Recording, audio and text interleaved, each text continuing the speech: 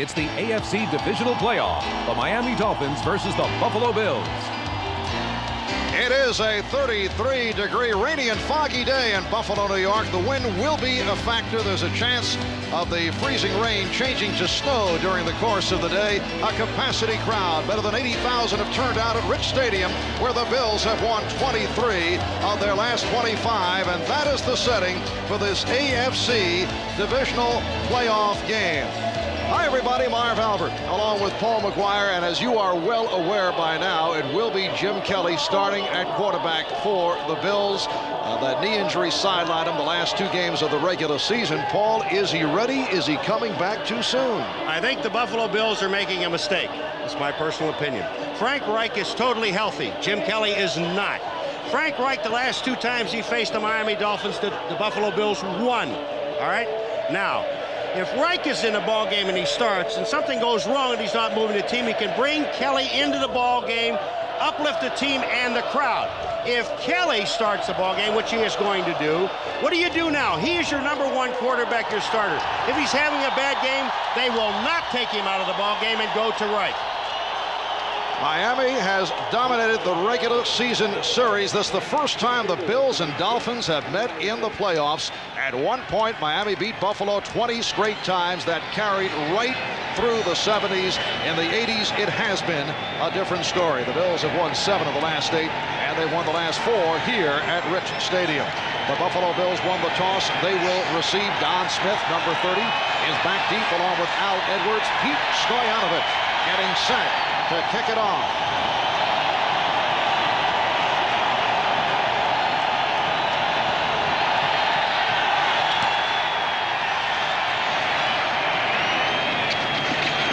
Don Smith muffed it and then able to recover and brings up near the 25-yard line. And here comes Jim Kelly.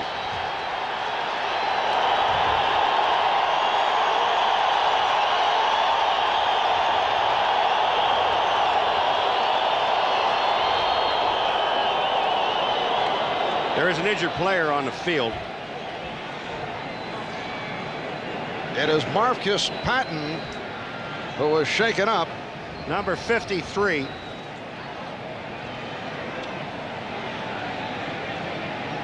And he just gets dropped. Marcus Patton, a rookie out of UCLA, an 8th-round draft pick. Like 5 miles every day. I drive approximately 3 miles every day. It is a first down at the 24-yard line.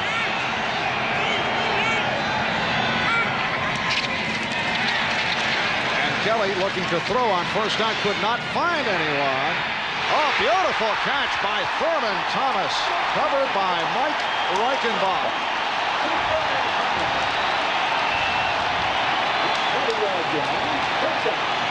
It is a 20-yard pickup, and Kelly and the Bills look to go to the no-huddle.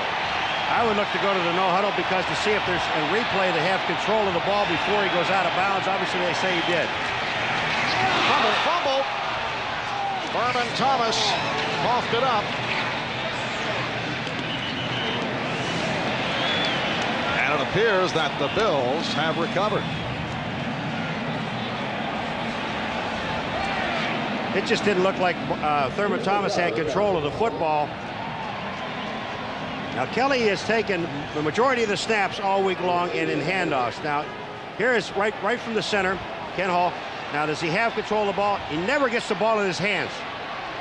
And Kelly put it in his gut. And Keith McKellar on the recovery. Now Thomas rips for the first down, gets out to the 40-yard line.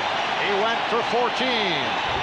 Well, it's the key to the Miami defense and Miami winning this football game. If they cannot stop Thurman Thomas running the ball and catching the ball, and he's done both in the last 3 plays, they're not going to win the ball game. First down at the Miami 41. It's Thomas off the draw, stopped by the nose tackle, Sean Lee. And the crowd reacts to the late hit, a little extracurricular activity. I think a point that has to be made here is when you see the Buffalo Bills in the hurry-up offense with Jim Kelly. He loves it because he thinks this is his element. He calls every single play.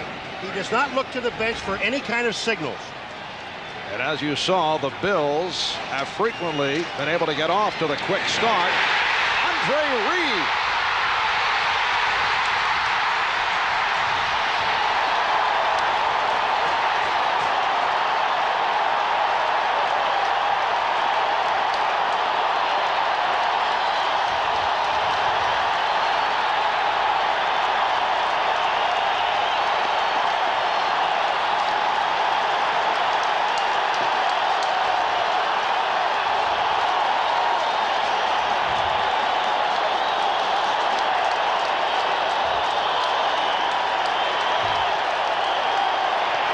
A 40-yard pass play. Andre Reed from Jim Kelly as Reed split between the safety men Jarvis Williams and Lewis Oliver. Here is Scott Norwood. Frank Wright will hold.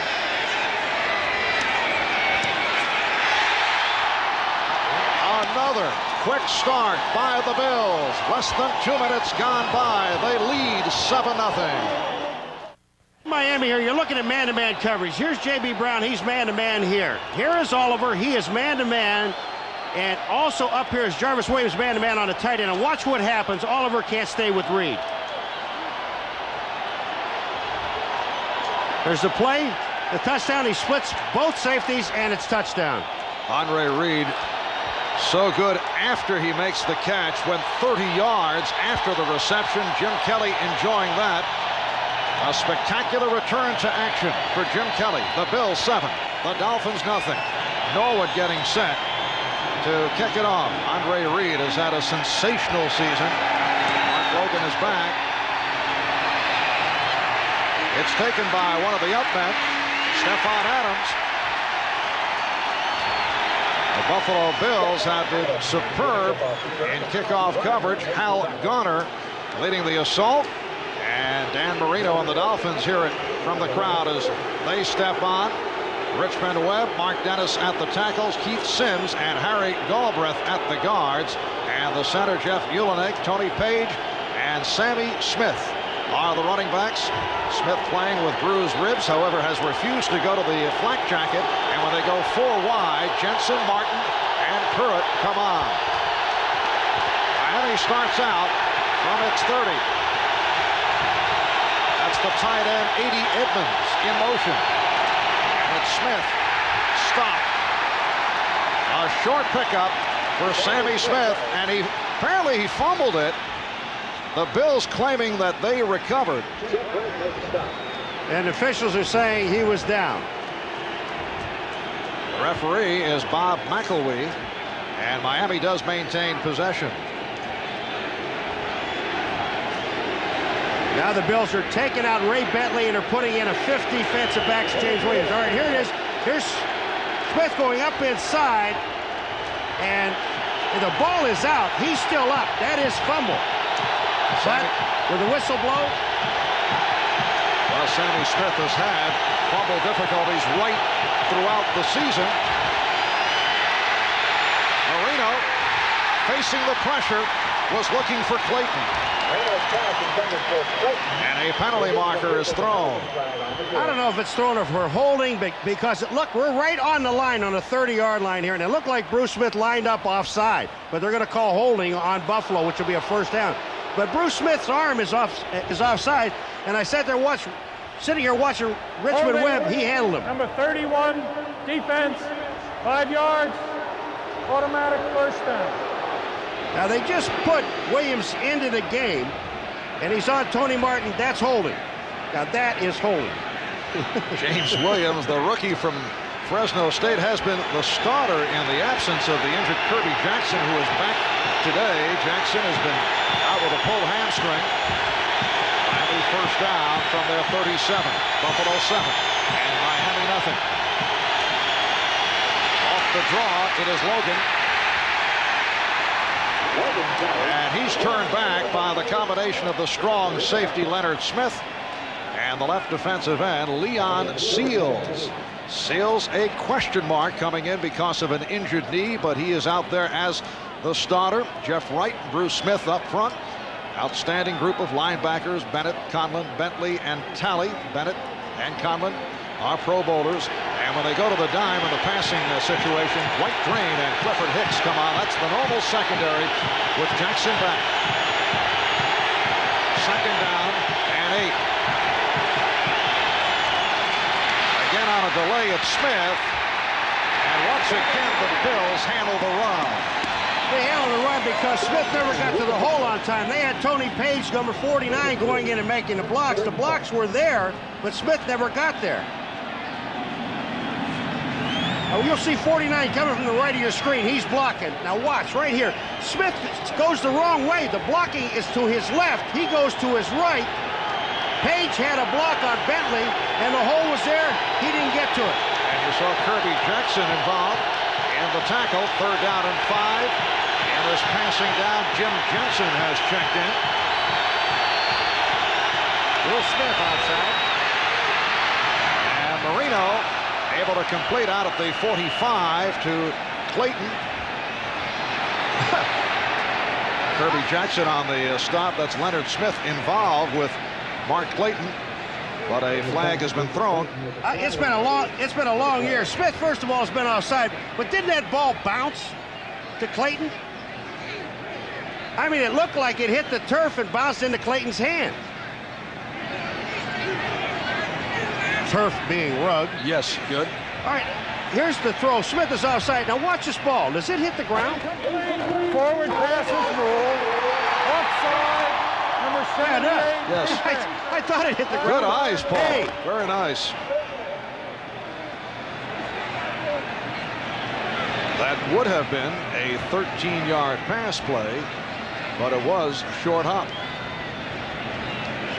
Bruce Smith, maybe on the bottom left of your screen, you'll see Bruce Smith. He comes across, and you know the one thing that you're taught once you come across, and Marino sees it. He sees the flag go. He sees Bruce. Now, if the whistle blows, that's offense. If the whistle doesn't blow, then he knows his defense. He has a free play, and I think Marino's smart enough to know that. Bruce Smith, the 1990 AFC Defensive Player of the Year. However, statistically, in games against the Miami Dolphins, he has not come up with big stats. That does not necessarily mean that he has not played well, but he has been held in check, in particular this year, by the rookie left tackle, Richmond Webb. All right, now, first of all, Marino gets his arm hit, but it looks, it is being reviewed. Now, when you look at it that way, he has his hands under, and it comes into his chest. They may call this good because the play was called good on the field, and there's not enough there to overturn it. Mark Clayton made his return against the Buffalo Bills 3 weeks ago, a return from a knee injury, and it looks like he caught it. It looks like he does now because his hands are underneath the ball, and that's the first thing that they have to look at. If his hands are underneath the ball, they'll give him the catch. I was talking with Clayton at practice yesterday. He said he suffered a similar injury to the one that Jim Kelly sustained, and he said he doesn't understand how Kelly can be ready to play today. Well, he got braces and he's tough. Incomplete. Well, they say will assess incomplete. The 5-yard penalty. We're going to use mistakes because the ball will be a few inches short of the line to gain. We're going to have to start scripting, Bob. Bob with a very precise interpretation. Well, they got a big old scoreboard up here. They can put like a teleprompter up there for him. He can read it off of there. Nice going, Bobby. But the ruling on the replay is that it was inconclusive. Certainly had the proper angles. It appeared, and I take it you agree, it appeared that he did catch it. Well, after looking at it, it did. And I thought the play was ruled a completion on the field because I didn't see an official run up and wave his hands and wave it off. It is a 3rd down and 1 for the Dolphins from their 46, actually inches away. Now what?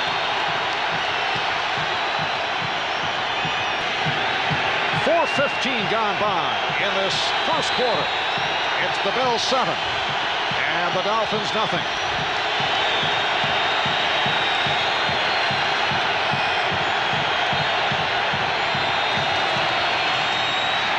And the first down is collected by a surging Sammy Smith. Sammy Smith went over the top, you know, and if he could keep his feet and come down, he can still run because he's not on the ground. There's not a part of his body that touches. Watch when Sammy Smith goes up over the top. He's following Page up in the middle. Now see right here, if he comes down on the ground with his feet, he can start running because no part of his body touched the ground. Sammy Smith had a good one in the victory over the Kansas City Chiefs last week. 82 yards, 20 carries, despite extremely painful and bruised ribs. But he's not wearing the flak jacket, admitting he had enough problems with fumbles, and that would make it even worse in terms of gripping the ball. Smith gets across the 50. Conlon, Shane Conlon, and Leonard Smith combined on the tackle. You know, when you're talking about Sammy Smith, Marv, one thing about a playoff game, because, you know, the losers go home. It's all over. Nothing hurts. Nothing hurts anymore. When the game starts, I mean, we know that John Offerdahl is not playing. And I had a chance to talk to John yesterday, and he's sick to his stomach. He said, if there's any way possible that I can play, I'll be there. And you know I'll be there. Offerdahl out with that strained arch, could barely walk around at practice yesterday. 2nd down and 5 at the 48. And again to the ground, Smith on the slant, gets inside the 45. Conlon and Jackson combining on that stop. The last time that Miami played here, which was 3 weeks ago, Tony Page was not 100%. Didn't play very well. And Smith loves to follow Page. Here comes number 49 into your picture, Tony Page. He loves to block. You see Smith just looking at Tony Page. He's right in the hole, right behind Page. Dan Marino telling us that Tony Page is the best blocking fullback that he's ever played with. He says Tony even puts licks on the inside linebackers. He even hits his own people. Yes, he does. You know, that what was about 8 or 9 games or 10 games into the season, they took, it's a first down, they took a poll down in in Miami, and Tony Page was the most valuable player, voted by the fans the most valuable player on this team. He's done it both as a blocker and also as a very valuable pass catcher out of the backfield. First down at the 43. Miami with 6 plays, all on the ground. Both Marino passes overruled by penalties, so has not put one up. Now looking to throw and fires, and it is incomplete. Nearly picked off. Nate Odoms had a shot at it. Mark Duper, the intended receiver. And the Dolphins looking for the call. There's a flag thrown. Marv, this ball, first of all, is thrown late. Number 2, it's thrown behind. Now, I don't know where the interference is. Take a look, and here comes Duper inside.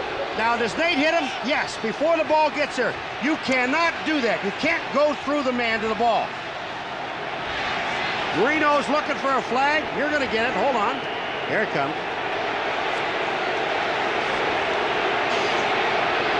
You have as much right to the ball, but you can't knock off the offensive man to get to it. So Miami first down at the Buffalo 28. And Marino had come into today completing his last 10 passes. Big hit on Sammy Smith. It is Bruce Smith greeting Sammy Smith. And again a flag. Yeah, actually, Jeff Wright had a shot at him in the backfield, missed it, but they'll take the penalty here.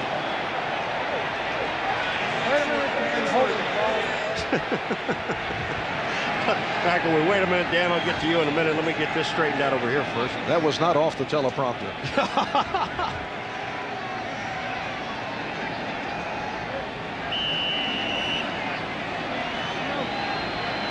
Very active start for the referee, Bob McElwee.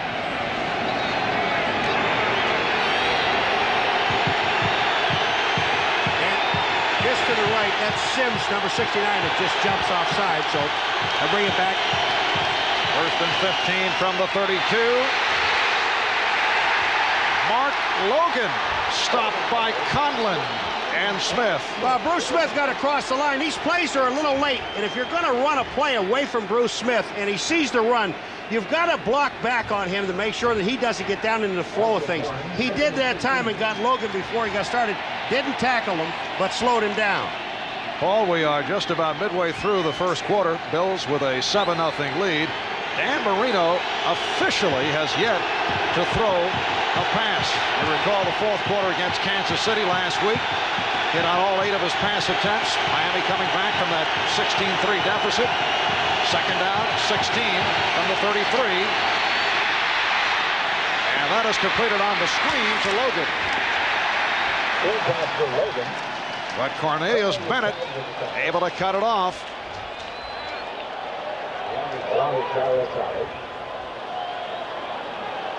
It will be a 3rd down and 14. And I detect some snowflakes dropping. They said snow showers, more rain throughout the day. All right, they take Leon Seals out now, and Mike Lodich, number 73, comes in as the defensive end. And Jim Crash Jensen is back in there as an extra wideout. Off the roll, Marino goes across the field. That was caught by the center, Jeff Ulenake, who did not want it. Instinctively, he went for the reception and then dropped it. Well, the problem is that Cornelius Bennett, number 97, grabbed Jensen as the ball was getting there. Now, he's not beyond the line of scrimmage. Behind the line. That's a loss of down penalty. Loss of down penalty. 63 touched the ball. That was a... They get Ulenake touching the ball. But watch this. Here comes Jensen. Now, here's Cornelius Bennett. He just knocks him down. Great defensive play. And that's where Marino was going. And we're told that the left guard, Keith Sims, was downfield.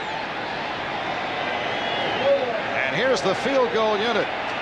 Pete Stoyanovich, who connected from 58 yards for an NFL playoff record last week against Kansas City, attempting from 49. The backup quarterback, Scott Secules, will put it down. The angle to the left.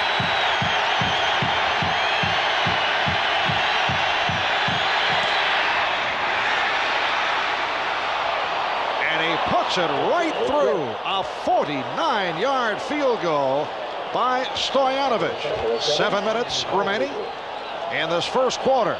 It's the Buffalo Bills 7 and the Miami Dolphins 3.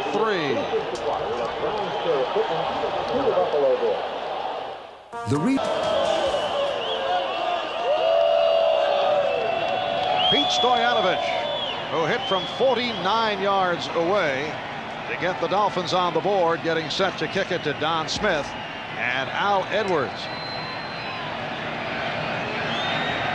Buffalo 7, Miami 3. The winner today advancing to the AFC Championship game. It's taken by Edwards. And he muffed it. He's down. He's down.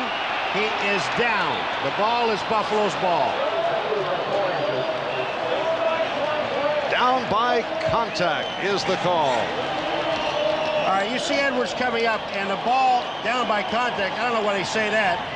The ground cannot cause a fumble. Here it is. He's down. The ball comes out. The ground cannot cause a fumble. Sure, he's down by contact.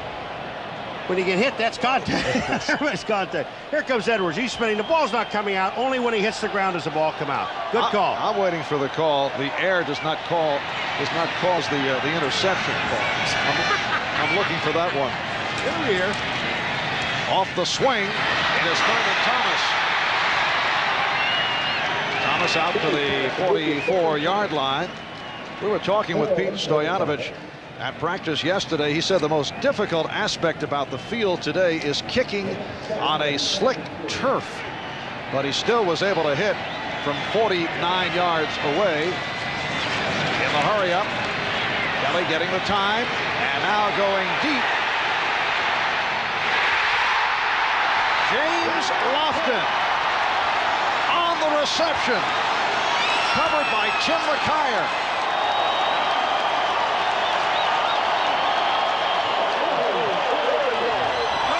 Catch by Lofton. You talk about some total concentration. Now watch his feet just to make sure he's inbounds. He gets it down 3 times. But the thing about what's happening is the offensive line, they're giving Kelly all day to throw the football.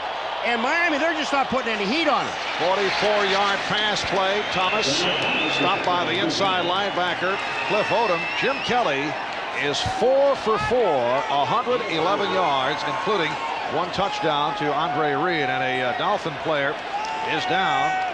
It is the nose tackle, Sean Lee, who has been bothered by back problems. He's had a sore back past couple of weeks, and has emerged as the starting nose tackle, acquired from Atlanta just before the start of the season. 2nd down and 7. Kelly throwing. It is broken up. Mike Reichenbach, man starting, replacing the injured John Offerdahl, getting a piece of it. It was intended for Andre Reed. That time, Reichenbach is the guy that saved the touchdown, because Andre Reed again was one-on-one on the outside on Oliver. Number 52, watch what he does. Right here, he gets his hand on the ball. He's reading Reed. He is the guy to the inside. Super play. 3rd and 7. The tight end, McKellar, stopped at the 6 by Odom. Odom had the tight end all the way. The advantage here is to offense, because the offensive receivers and running backs know exactly where they're going. Defense doesn't. And Cliff Odom able to put the clamps on Keith McKellar to stop McKellar 4 yards short of the 1st down. So Scott Norwood will attempt a 24-yard field goal. Norwood's 2nd in AFC scoring, 110 points behind Nick Lowry of the Kansas City Chiefs. Snap, and it's put through.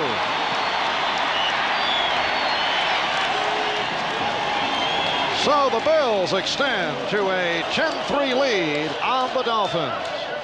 Thomas in the 4-man rush is not getting there, and Kelly has all the time in the world. Now watch what Lofton does. Total concentration on the ball, over the outstretched hands of McKyer, but the presence of mind to get your feet down and stay in bounds. That's super play. Not bad for a 34-year-old wide receiver. James Lofton, 13th year in the NFL. He's got the legs of a 33-year-old. Yeah. You're so kind. I'm trying to help him out. James Lofton. Green Bay to the Raiders, and this is 2nd season with the Buffalo Bills. Scott Norwood teeing it up. Had some difficulty. The wind becoming a factor. Light snow is falling. Temperature now at 32 degrees. Here in Buffalo, that's Mark Logan, the deep man.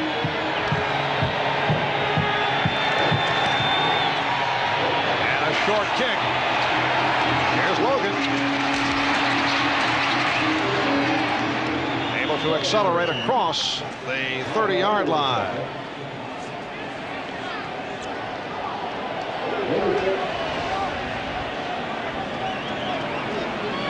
Well, 3 possessions, all resulting in points. Kelly to Reed for 40 yards on the touchdown score. 49-yard field goal by Stoyanovich, and then a 24-yard field goal by Norwood. The amazing about Stoyanovich is his field goal for 49 yards. He actually slipped before he hit the ball. That's incredible. He claims he has kicked 71-yard field goals in practice. I believe it.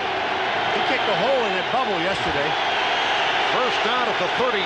Incidentally, Marino's streak is stopped. He's 1 for 2. So he connected on 11 straight passes, 2 short of the club record. And he goes short, intended for Mark Duper. Covered by Nate Odoms. Also covered by Ray Bentley, the inside linebacker, number 50. If that ball would have been on target,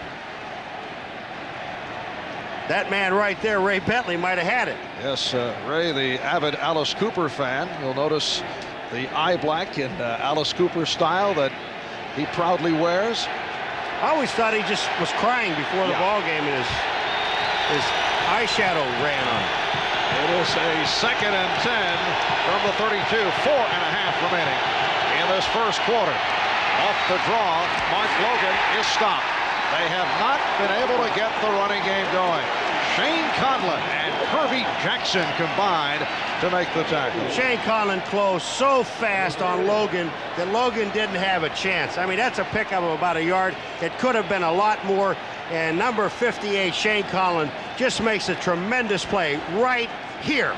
He's in his face, makes the tackle. Jackson was just there. Conlon did it all. 4th tackle of the quarter. for Shane Conlon. 3rd down and 9. From the 34. Marino trying to avoid Seals. And it's picked off on a deflection. Nate Odom with the interception for Buffalo.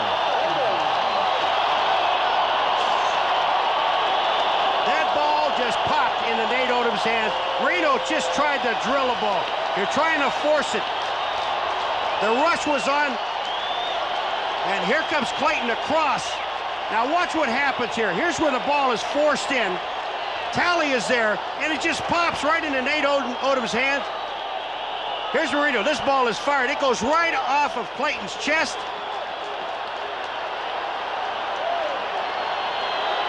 Turnovers.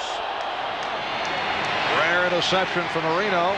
Picked off only 11 times during the regular season. Buffalo from the Miami 38. Vernon Thomas with the straight ahead. Gets inside the 35-yard line. Stopped by T.J. Turner. And you look back at the earlier games in week 2 in Miami with the Dolphins defeating the Bills. You see 3 turnovers by Buffalo, and 3 weeks ago here, Miami turned it over twice as Kelly throws deep for Lofton and broken up. Nearly picked off by the right corner, J.B. Brown. Problem is that Jim Kelly on that play tried to just drop the ball over the defensive back, J.B. Brown, and the wind is blowing directly into his face. Watch this. The ball basically stops because you see Lofton coming back to the ball. Brown is in perfect position to make the play, but the wind just stopped the ball and dropped it right in front of him. Sets a 3rd and 6. Again, Kelly gets the time. Runs for the 1st down and then coughs it up.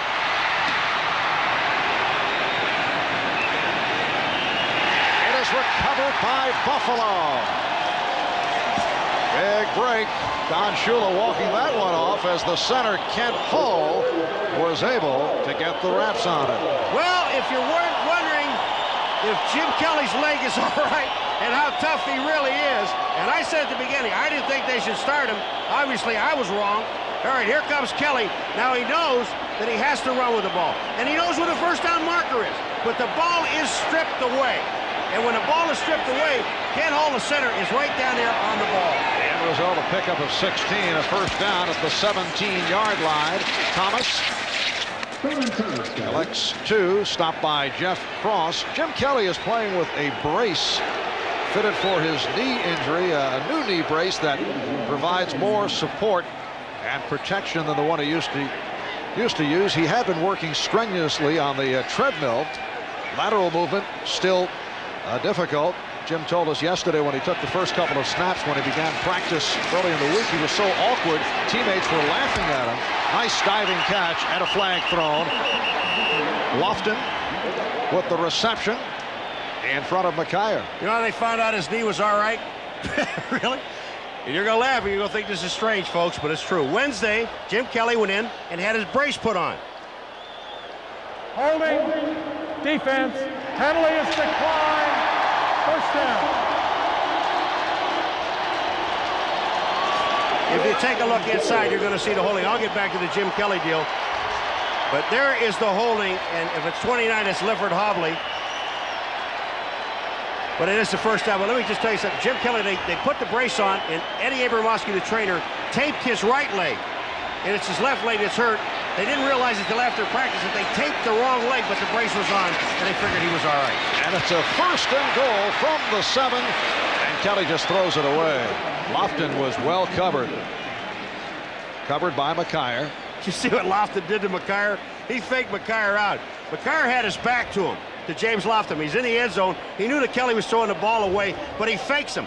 Watch this. Here goes Lofton. Now McKyer's got his back to him. Watch this. Watch what Lofton does. Ah. The ball wasn't even near it. 2nd and goal from the 7 with 1:41 remaining in this opening quarter. Kelly lofting it. Intended for Andre Reed. Covered by the free safety, Lewis Oliver, and Reed is shaken up. Andre turned all the way around to get the ball. Watch this. And the way he turned is absolutely perfect. But when he comes down, Oliver lands on him, and it looks like you don't guess even in a situation like this. But the thing about Reed that made the play almost a touchdown is that when Reed, you see how Reed turns? He didn't turn his back to the ball. He turned into the ball. Always keeping the ball in flight, in line with his eyes. Timeout is taken with 1:37 remaining in this first quarter. We'll be right back. Andre Reed, who apparently is all right following this sequence in the end zone. Well, Oliver fell on him, and more than anything else, I think he just got the wind knocked out of him because he wasn't limping and he's not moving his shoulders or anything. It is a 3rd and goal at the 7. Buffalo 10, Miami 3. 1:37 left in this first quarter. Direct snap to Thurman Thomas. Well, we asked Marv Levy, expect to do anything different, any trickery? He said no. No, they run this play quite a bit. And Jim Kelly gets back there with Thurman Thomas. They direct snap to him. If it works, fine. If it doesn't in this situation, you're already in field goal range. But Marv attempting some chicanery here down at the goal line. And here is Scott Norwood with a 22-yard attempt. Earlier this first quarter, he connected from 24. During the regular season, 20 for 29. The holder is the backup quarterback, Frank Reich.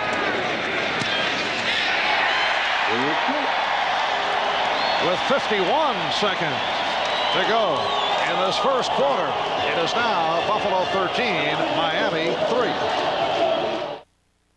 Time with NFL Live. Marv Albert, Paul McGuire from Buffalo, New York, where the snow is falling. The temperature at 32 degrees. The wind will eventually be a factor, but on the nippy side. Advantage offense. Well, Scott Norwood apparently not having the same kind of difficulty with the slippery turf as Miami's Pete Stoyanovich. Earlier we saw Stoyanovich hit from 49 yards away. Now watch the follow-through. Well, it's amazing that he kicked it 49 yards because his left foot, which is the plant foot, was slipping before he even hit the ball.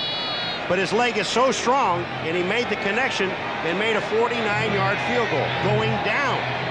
51 seconds left in this first quarter. Line drive kickoff by Norwood. Mark Logan on the return. Takes a hard hit out at the 23-yard line. Dan Marino only 1 for 4 for 2 yards. That has been it. Miami with just 21 total yards. Buffalo with 167. In contrast, Jim Kelly coming off the knee injury and a question mark in terms of the starting assignment today is open strong. 6 for 10, 123 yards. Again to the ground for Sammy Smith. Nothing.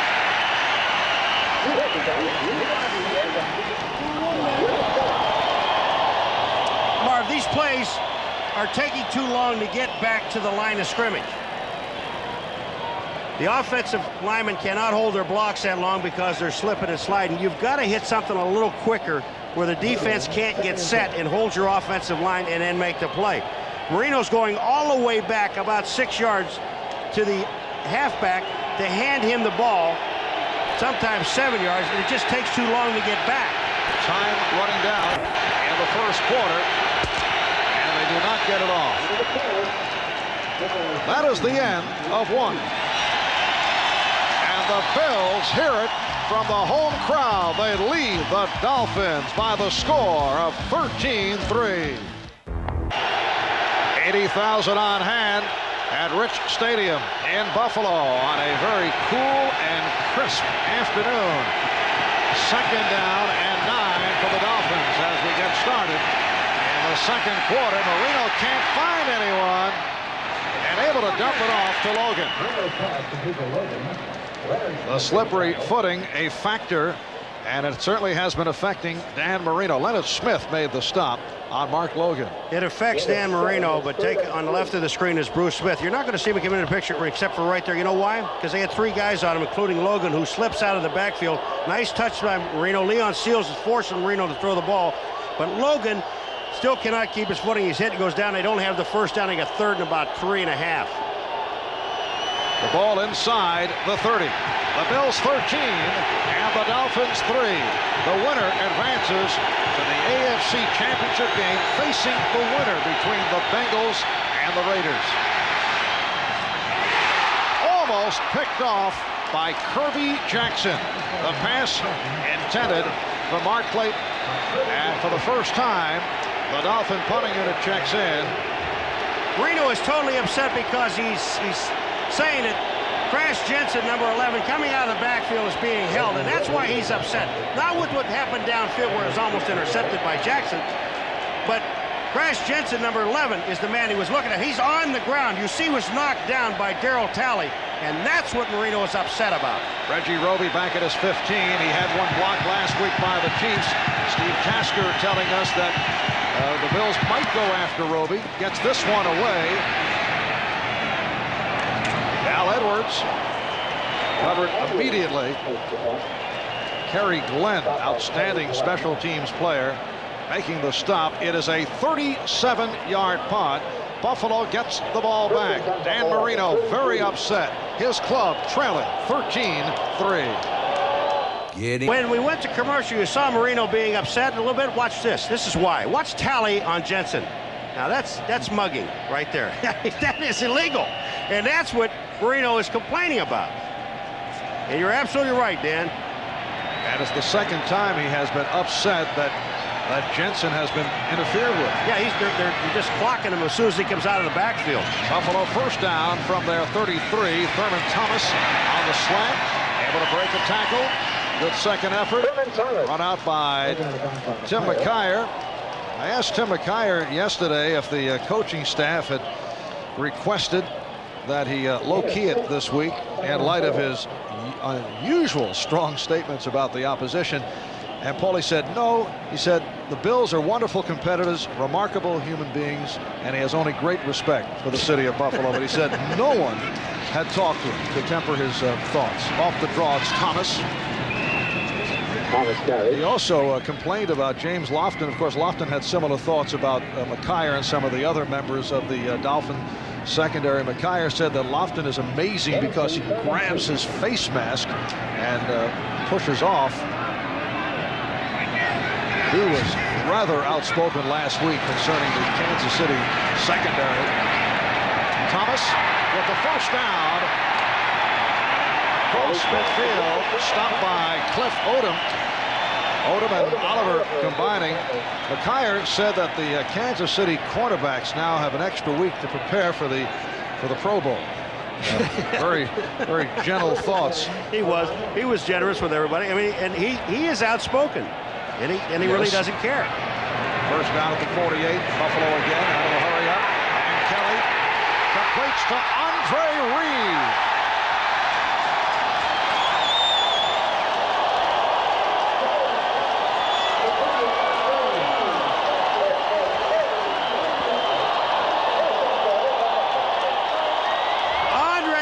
Runs right by Lewis Oliver. I don't know if Lewis Oliver thinks he's going to get some help or not. I think he was depending on some help on the inside by Jarvis Williams, number 26, but he did not get it. And Andre Reed just split the seam. 43-yard pass play. The Bills have it at the 6. Andre shaken up in the first quarter. Penalty all right. Here's Thurman Thomas for the touchdown.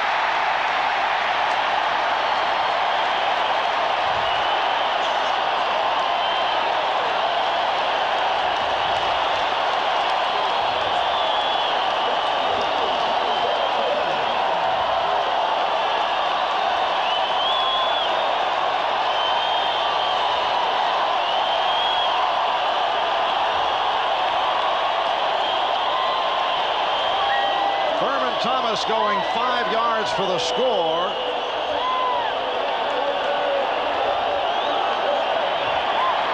And here is Norwood. Thomas scored 13 touchdowns during the regular season. Buffalo Bills looking to make it 20-3 with only 3 minutes gone by in the second quarter.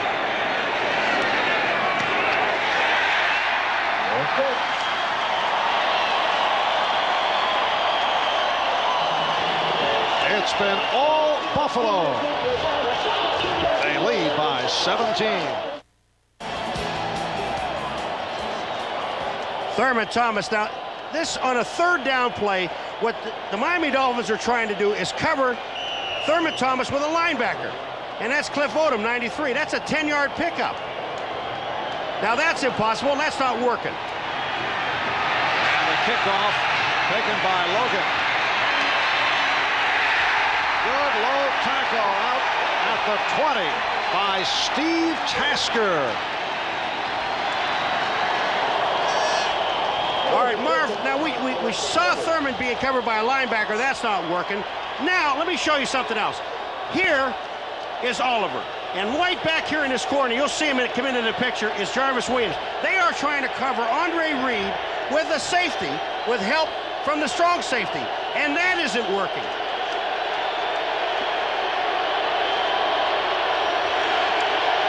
Now remember, Andre Reed caught a touchdown pass in the first quarter on Oliver. And Marino only 2 for 6 for 8 yards. And his club in a hole. The running game got nowhere. He's got to put it up. He does. And it's almost picked off by Bruce Smith. The pass intended on the screen for Sammy Smith. Well, I know it's snowing. I know the weather's bad. And I know you're frustrated, Dan. But if you can't see this guy, when first of all you come to the line of scrimmage and you know where he is, you always do. And now watch this. Here's Bruce. That ball hit him right in the gut. He was trying to hit Sammy Smith. Bruce almost made an interception. 2nd and 10 from the 20. Smith and Page, the running backs. Off the draw, it's Smith. Gets out to the 25, met by Cornelius Bennett. Sammy Smith in his 2nd season out of Florida State. And we have reached the point where we barely can read the yard line numbers. We are losing the field, Paul, right before our eyes. I'm used to it. I live here. I'll tell you, they're at the 25-yard line. Good. Okay? It is a 3rd down and 5 from the 25.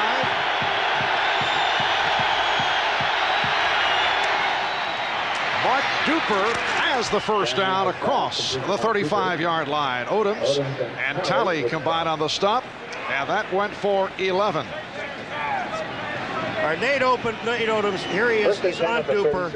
He gets down in that position. He feels that he can come up and get his hands on. Now, Duper just running just a hitch, trying to get 5 yards. Make sure of the catch first. Nate Odoms comes in. Leonard Smith comes in. Darryl Talley comes in. But he got the first down. And the first catch of the day for Mark Duper. First down at the 36. 5 minutes gone by, second quarter. The Bills 20 and the Dolphins 3. Play action. Marino with the time and completes to Duper, who gets away. Touchdown Miami. And in that instance, we saw perhaps the slippery field hurting the Bills. They could not get the grasp on Mark Duper, who went for 64 yards for the score. The most important thing here is Nate Odoms is on Duper again. But the thing about it is Marino had all the time to throw the ball. Now look at this where this pass is. Perfect pass over the middle. Now they don't make any plays. First of all, Nate Odoms tries to go for the ball. That is his first mistake. Instead of making the tackle, Duper outruns him for the touchdown. Make the tackle. If you can't make the play on the ball, you make the tackle. It has been a bounce-back season for Mark Duper. 52 receptions during the regular year. Last year hobbled by injuries. And he has brought Miami back. From Animal. Puts it right through. So with 9:54 remaining in this first half, the Bills now lead the Dolphins by the score of 20-10. Welcome back to Rich Stadium. Better than 80,000 on hand. The Bills led the NFL in attendance this season for the third straight year. However, they were silenced by that 64-yard pass combination between Marino and Duper. Silence is deafening. Yes. I heard that somewhere. Paul, you're so deep. Thank you so much. Smith and Edwards are back. Stoyanovich puts it on the ground, and it is picked up by Al Edwards. Will pound his way across the 30-yard line. Mike Reichenbach making the stop. All right, let's look at the touchdown to Duper. Now, here's a couple things happen here. First of all, Leonard Smith misses the tackle. That's going to happen right here. Now, hold it right there. Watch Nate Odoms. He reaches for the ball. Duper is so good, he moves the ball over to his left hand. Now, here comes Kelso. He, in turn, misses the tackle. But Nate Odoms trying to go for the ball cost the Bills a touchdown for Miami. And now they're back in the ball game. The problem is, Dolphins haven't been able to slow down the Buffalo Bills offense. The Bills from their 33. Kelly getting the time and connects with Lofton. It is a first down at midfield. Jarvis Williams up from the strong safety position to make the stop. Third catch for James Lofton, who went for 17 yards. Now the Bills have had 4 possessions. All 4 have resulted in scores. Couple of touchdowns and the 2 field goals. Kelly is now 9 for 13. A very impressive first half. And able to stand right in, and it is incomplete, intended for Lofton. Remember the last time we did the game, we asked Marv Levy about this hurry-up offense and how long do you stay in it, when you should get in and get out of it. They've been in it the entire game so far. But it's been successful. Now, they played in other games where they've gotten into it and given the ball back right away. That's the problem with it. If you start throwing like they just did there and you drop the ball, the clock stops. Again, out of the hurry-up, second down and 10, and here's Kelly running for the second time and slides for the first down. If they mark it where he slides to, he doesn't get the first down because he had to be to almost to the 39-yard line. They're going to mark it at the 40. See that 4 on there? Correct, just short. Right up on the top. That's still a 4. What eyes? It'll be covered in a moment. It is third, about a yard. And now the first down is picked up by Thurman Thomas. David Griggs on the tackle. Each time we have done a Buffalo Bills telecast, head coach Marv Levy tells us that, yes, the Bills have succeeded with the hurry-up, but he points out the downside of the system is that at times it takes you out of the running game, and you must be able to run to win a championship. And here are the Bills going to the run as Thomas gets short yardage. Odom and Griggs combine on the stop, but here are the Bills, if they win today, moving on to the AFC Championship game. Which will be here. Here comes Thurman Thomas, and this is just a handoff to Thurman. This is a direct running play. It's not a draw. And Jim Kelly, again, with the hurry-up offense, he calls all the plays. Nothing from the bench. Second down and 7. And it's Kelly on the run. I don't think going into today, Jim Kelly had the thought he would be running this frequently. No, he didn't. And what's happening is they're trying to collapse everything to the inside because the thinking of Miami is that Jim Kelly will not run outside. Well, he's not running outside. He's running up the middle. And once again, it's a third down, less than a yard, and Thomas hit back behind the line. Hugh Green making the stop. Now Jim Kelly is signaling the sidelines. He wants something over there. Hugh Green, nobody blocked Hugh. They ran Thurman to the outside, and he lost 2.5 yards on the play. What do? You going to go for it? Marv Levy is. Well, it would be a 46-yard field goal for Norwood, who is not noted for long-distance kicking. And Kelly has the first down. Andre Reed stopped by Williams and Oliver. All right, here we go again. Now, this is not working. You've got to put somebody else in the ball game. You've got to take one of these safeties out, either Oliver or Williams. because what you have now, Andre's limping off the field, but you got Oliver and Williams trying to cover Reed, and they're not doing a good job because Kelly knows that underneath Reed is going to be open for at least 6 yards. Tough first half physically for Reed. Inside handoff for Thomas and for the Dolphins. Jarvis Williams made the stop.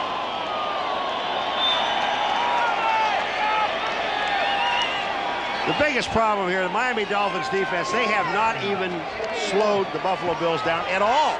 I mean, you're talking about big chunks. You're at 4th down and 3 yards to go. They pick up 12. You got 1st and 10, you pick up 9. 2nd and 1. Again, Thomas looking to throw. He can get back up. No, wait a minute. Wait a minute. I've seen an awful lot of things happen, and I know this man has some torn cartilage and torn ligaments. Jim Kelly I'm talking about. But Thurman Thomas, this was a handoff to throw back to Jim Kelly. I guess he is well. They've been lying to us. He's 100%. Look at this. Here goes Thurman to watch Kelly. Now he sees the play on. He's going out. Number 12 is in the pass pattern. And Thurman looked at him. I don't buy that one. Wait a minute. I know he's healthy and he's tough, but he's not that tough. And Sean Lee, the Miami nose tackle, is shaken up once again. Good start for Thurman Thomas. 15 carries, 49 yards, and was looking to toss one. He's also caught 3 balls. 5:24 remaining in the first half. Welcome back to snowy Buffalo. Marv Albert with Paul McGuire. Buffalo leading Miami by the score of 20-10. 5:24 remaining in the first half. The winner today moves on to the AFC Championship game to go against the winner of the Bengals and the Raiders. If Buffalo wins, the title game is right here. If Miami wins, they would play at Los Angeles or Cincinnati. It's a 3rd down and 4. The 11th play of the drive. And with that injury to Lee, it gave him a chance to get their nickel defense in, finally. And Kelly, oh, nice catch by Lofton.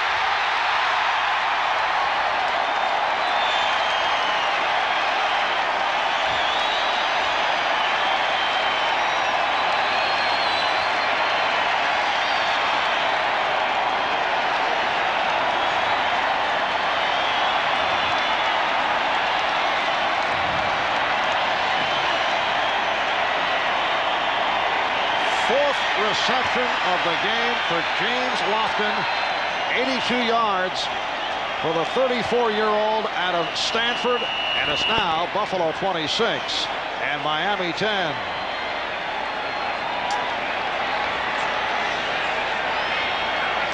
Lofton and Reed have just killed the Miami defense. The guy that they killed, Marv, is Louis Oliver.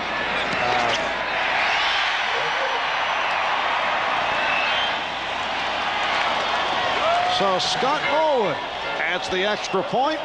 Bills now with a 27-10 advantage. All right, when you see coming across now, Lofton just pushes off, and here's Oliver 25 coming in. Supposed to be helping on the inside, misses the tackle, but he is the guy that has inside coverage. So Rodney Thomas, number 24, is the guy to let him go inside. Now, the big play of the drive was Andre Reed again. And now you're sitting looking at Andre Reed, and he is here. Here's Oliver. Now here's Jarvis Williams back here, and I'll get to that in just a moment. But when you take a look at it, here comes Oliver taking the slot man again, the safety on Andre Reed. Kelly reads it right off the bat, and he's waiting on it. Coming up, right there is Jarvis Williams. He's actually useless back there. But the problem is, his job, I would imagine, is if somebody falls down, he's got to cover deep. And he's hoping they can cover everything short, which they have not been able to do. So they better get a 5th defensive back in there and sacrifice something somewhere else. Or they better start blitzing Jim Kelly and not give him that much time to throw the football. The Bills have had 5 possessions, and they're 5 for 5. 5 scores. The 2 field goals by Norwood plus 3 touchdowns. Kelly 11 for 16. 222 yards. Mark Logan is the deep man. Tom Olivadotti told us yesterday that no one this year has thrown for 300 yards on Miami. Kelly's got what? 222 and counting. Don Smith holding it for Scott Norwood. Here's Logan on the return. He's crunched.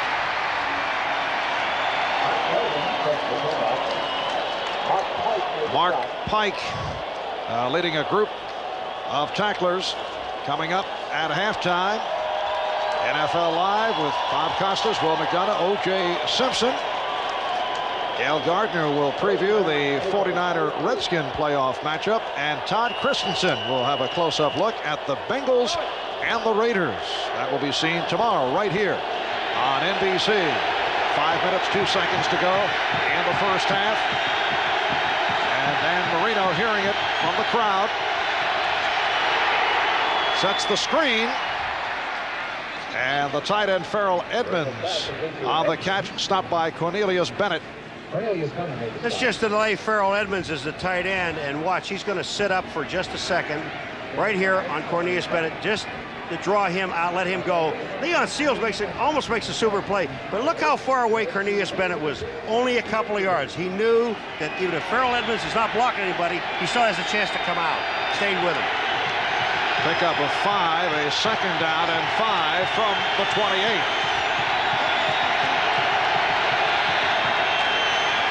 Sammy Smith did well to keep his footing and pick up the first down. Just keep your legs moving, because all the offensive linemen are trying to do is get a push on the defensive lineman, because the footing is really bad out there. Bruce Smith shaking his head. That is either one of two things. Either he can't get footing or he's being held. I'll go with the being held deal. But the guy, you know, when you take a look at Richmond Webb, he does a super job, and he's done a good job on Smith today. Webb and Dennis at the tackle, Sims, Galbraith the guards. The center is Ulanake. Play action. Marino tried to hide the ball, but could not find anyone. Now does. Smith is collared. Run down by Shane Conlon.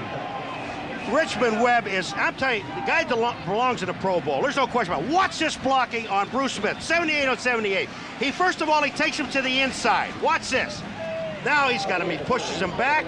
Now watch what he does. He stays in front of him. Here comes Marino back. Bruce Smith has no chance. Shane Conlon makes a super play on Sammy Smith. It is second down and about 1. Richmond Webb telling us yesterday, as long as he can get his hands on Bruce Smith, he's in good shape, and he has those long arms. And Page is overthrown by Marino, covered by Conlon. I'm sorry, Marv, but I just saw Darryl Talley go airborne. I mean, and the next thing to hit was his back. He tried to jump up in Marino's face, and they dropped him. Here he comes to the left of the screen. There he is up in the air. Watch this. Boing. I love it. He's up. He's up. Paul, you've lost control, and we're still early. It's a game. It's football. It's in the snow. 56 remaining in the first half. Third and less than a yard. Smith has the first down. The Bills with a 27-10 lead on the Dolphins.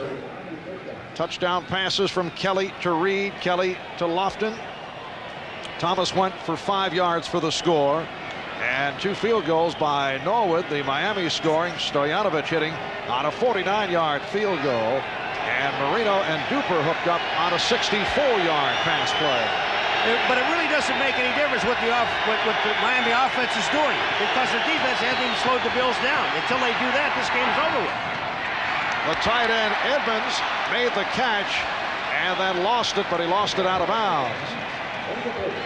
And it's ruled incomplete. Kirby Jackson on the coverage. Kirby Jackson back in the lineup. He'd been out with a pulled hamstring that was suffered in the game at Indianapolis back in early December. He actually had the best day of his career last season against Miami. A couple of interceptions, 5 tackles. Originally a 5th-round draft pick of the Jets. Also saw some time with the LA Rams. 2nd and 10 at midfield.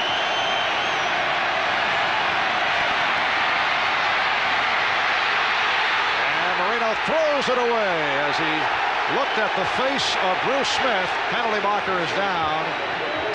Bruce Smith is double covered, or double blocked. First by Webb and then Sims. Here he comes. Watch Webb. There's Sims inside, but watch Bruce.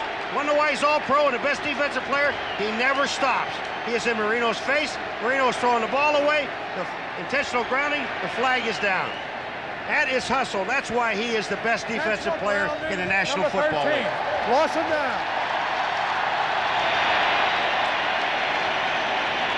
And you know that Bruce Smith wants to have a standout game against a club that he has not been able to put the numbers up against during his 6 years in the NFL. He has recorded a league-leading 76 sacks, but in 11 games against Miami, he's been held to only 2.5 sacks.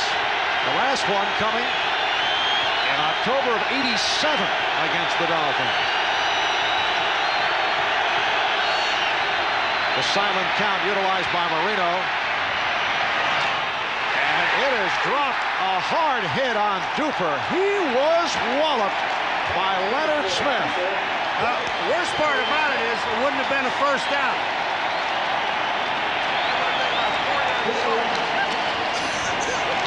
Now we're looking at the silent count. You see when Marino does that?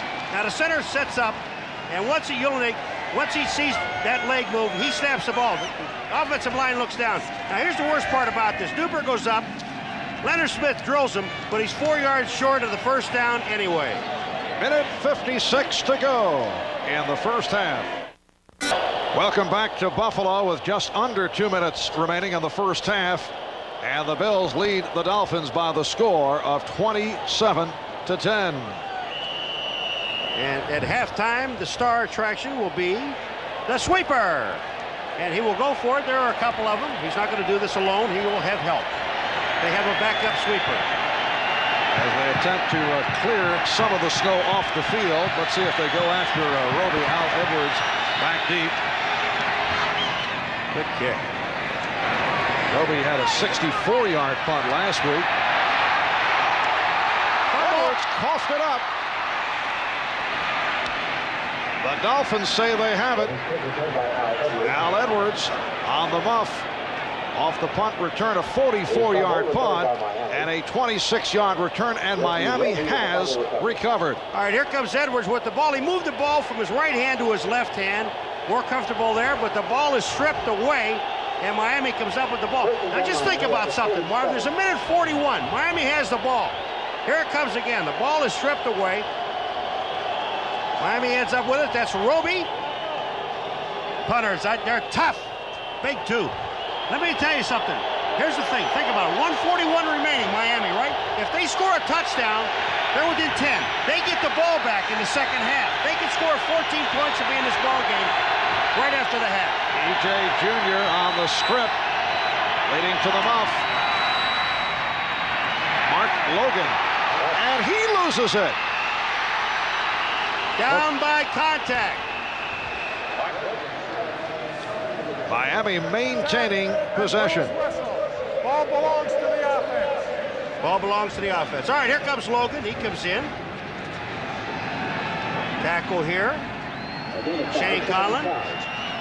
He hits the ground. Ball comes out. Down by contact. Excellent call. Let's get on with it. Terrific first half for Conlon. His 7th tackle of the day. 2nd down and 5. Oh, Marino threw in a crowd, and he hit the official. Well, Bruce Smith almost had a second interception. Rex Stewart, the umpire, number 95, take a shot. Here it comes again. Now, there's Bruce. Bruce almost has his second interception. Here goes Rex. Way to get sandwiched. Rex is up. He's looking good. Limping, but good. That's the old sandwich play. Limping, but good.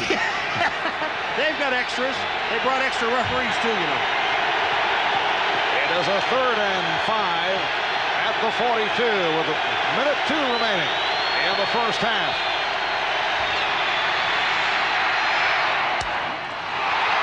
And again, a deflection. And it goes incomplete. That intended for Tony Martin. Well, that ball was thrown behind. Now, here's the problem. You have 4th down. And do you take a chance here in 56 seconds to go? Because the Buffalo Bills, they haven't even slowed down offensively. The Bills still have 3 timeouts remaining. And it's 4th down. The ball is actually, I'll read the marker for you, Mark, 43-yard line. Thank you. Buffalo. It's a 4th and 5, and the Dolphins going for it. Sorry, I can't hear you. And Marino asked for the timeout. The clock was down to 0, that's why. The Bills looking for a delay of game. Bruce Smith complaining, but the officials say that the timeout was called. Here's what happened on that play when Marino calls timeout. Look at Ulenag's turning around looking. Bruce Smith moved over. Marino knows he doesn't have a chance to audibilize. He doesn't have enough time. First of all, you can't hear anything because the crowd's going nuts. Bruce is in a position, he's been there before, but they have to make an adjustment. There was not enough time for Ulenag to make any kind of a call, so they called timeout. Miami a 4th down and 5, 56 seconds remaining in the first half, but this time Marino was able to call the play during the timeout. They are on their feet here in Buffalo. Mark Duper once again hooking up with Dan Marino. Want to know why? First of all, the offensive line blocked very well. Is there a flag down there? Bruce Smith is saying flag. Number 78 defense. And lined offside. up in the Bruce, neutral yeah, you're right. zone. There was a flag. It was That against you penalty for being offside. first down. But what happened is the Bills had a blitz on, and Marino read the blitz beautifully. Had Duper one-on-one on the outside on Nate Odom. Watch this. First of all, he goes by Nate Odom. I mean, that's just incidental stuff there. But watch where this ball is thrown. Duper makes the catch. Smith comes over and knocks him out of bounds. They have the ball about the 4-yard line. And Bruce was complaining there's a flag on the play. It was against him for being offside. 38-yard pass play. 3rd catch for Duper. It sets a 1st and goal at the 4.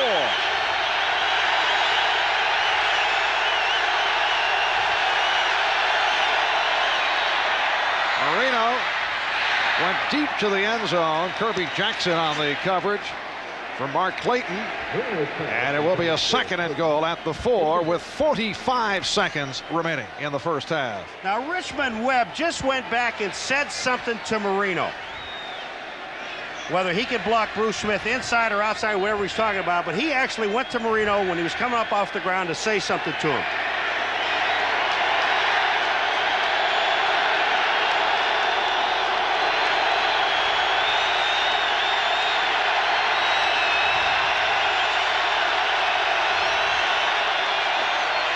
It's Smith.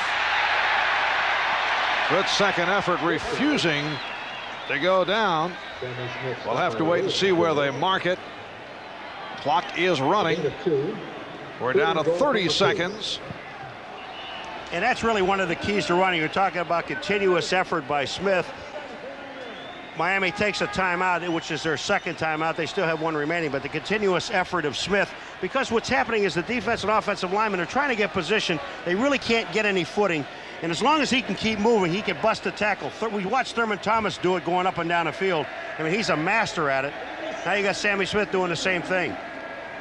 When we resume, it is a 3rd and goal from the 2. We have those over at the country club where I belong. When you get done playing golf, you get your golf shoes. And I don't. It's the whole thing. The ground is covered. I mean, I don't understand what that really does, because by the time you clean them off on the sideline and you get back on the field, you have snow build up again. We have one of those up here in the booth for you too, Paul. See, well, not with the boots I have on today. These are wonderful.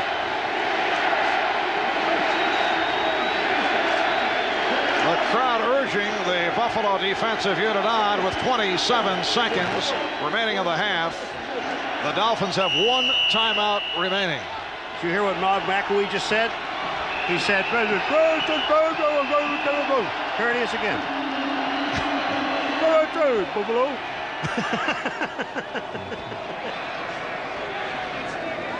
Buffalo calling for the timeout. Marv Levy perhaps looking to check out what Miami had in store. Well, it's true. Miami took a timeout because they wanted to regroup down here. They want to at least come away with 3. That's something that's imperative. Then Buffalo goes out and they show them kind of a defense that they have, and look at the personnel that Miami has out there, and they take a timeout. Now, what is Miami? They're going to come back with somebody else? They are coming with Roy Foster. Now he's reporting, so he's going to be on the line of scrimmage. So he'll be playing one of the tight end slots, who is a guard, number 61. Yes, he is used as a second tight end, but primarily as a blocker. Now, yesterday we were watching him. They threw the ball to Foster. Let me say what happened yesterday in the bubble. He dropped it. All right, it's a 3rd and goal from the 2.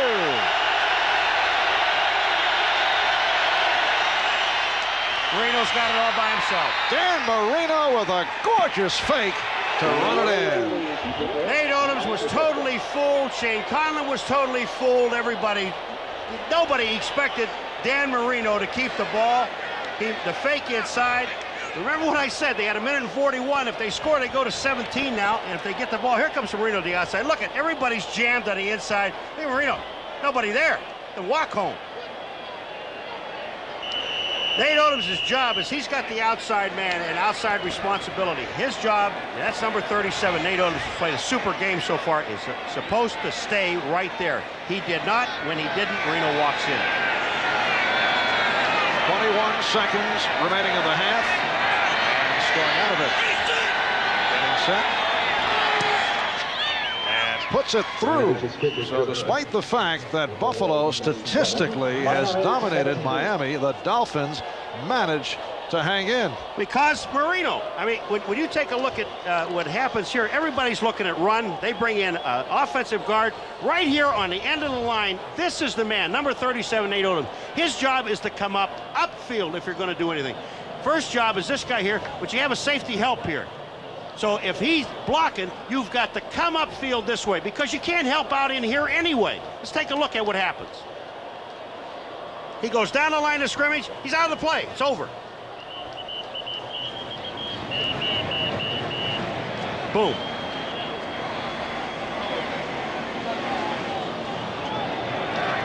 And head coach Marv Levy talking to himself off that last play. The big play of that drive, Marino connecting with Duper on a 4th down play. It went for 38 yards. It set up the 1st and goal. So 21 seconds remaining in the first half. Coming up, our halftime edition of NFL Live with Bob, Will, and OJ. And Todd Christensen drawing some studio chores, and we'll take a look at tomorrow's AFC divisional matchup between the Cincinnati Bengals and the LA Raiders at the Coliseum in Los Angeles. We're told that folks at Nike and Bo Jackson bought up. There's the return by Don Smith. That is now an official sellout, so that game will be shown in Los Angeles. Bo obviously looking for the extra exposure in the LA area. He and the people from Nike buying up the tickets. Bo knows tickets. Bo knows tickets. He knows everything. So Jim Kelly, 11 for 16, 222 yards, 2 touchdowns. He was a question mark going into today because of the knee injury. He suffered cartilage and ligament damage in his left knee during that mid-December game against the Giants at the New Jersey Meadowlands. They're just going to take a knee and get out of here. But the thing about it is the Miami Dolphins, keep in mind, they will get the ball back at the start of the second half. So that is the end of the first half. in the rain and snow here in Buffalo. It's the Bills 27 and the Dolphins 17. Coming up, Bob Costas, Will McDonough, and O.J. Simpson. Now to NFL Live. Let's go back to our New York studios. Coordinator, as we get set for the start of play in the third quarter. Dan Marino 7 for 19, 135 yards. And Jim Kelly 11 for 16, 222 yards. Marino and Miami accounting for only 181 yards total. Buffalo 300 yards in all. Thurman Thomas has run for 49 on 15 attempts. Mark Logan is back deep. The young man is Stephon Adams as Scott Norwood gets set to kick off. We had talked about the importance of the second half. All right, here's Miami. They got the touchdown at the end of the second quarter, going into the half, and here they are with the ball back again. If they score, they can get within 3 points, but the problem is defensively. Can they stop the Buffalo Bills? And until they do that, it won't make any difference. It is a short kick. Logan from the 20.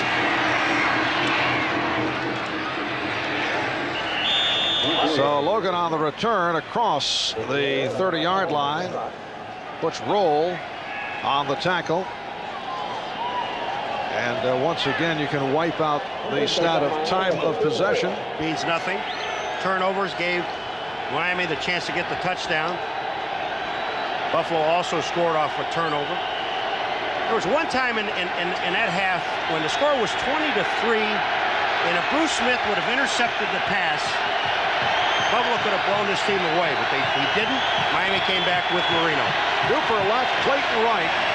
Play action, and Marino has the time. And has the open receiver, Mark Clayton. Clayton's first catch of the day. He's hauled down by Kirby Jackson. Marv, I don't care how good a corner you are. Here's Jackson. Here's Clayton. Clayton's is covered short by Jackson, but watch what happens. Clayton's got all the time in the world now to just get in front of Leonard Smith, number 46, behind Kirby Jackson, behind the linebacker Bentley, number 50. Marino has all that time to throw the ball. He's going to find an open receiver, and O.J. was absolutely right. He's going to throw the ball deep. 31-yard pickup, first down at the Buffalo 36.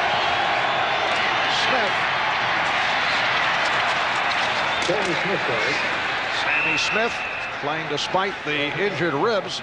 Stopped by Ray Bentley. We are just underway in the third quarter. Sammy Smith was asked about playing with a flak jacket. Since his college days at Florida State, he had been labeled as a guy who would not play with nagging injuries. Perhaps a player a little bit soft when he would get bumped and bruises. The Kansas City Chiefs found out last Saturday how wrong that can be. You don't play in the pros if you're soft. Well, I don't agree with that, Paul. You know, no, really, there's athletes, professional athletes who are soft.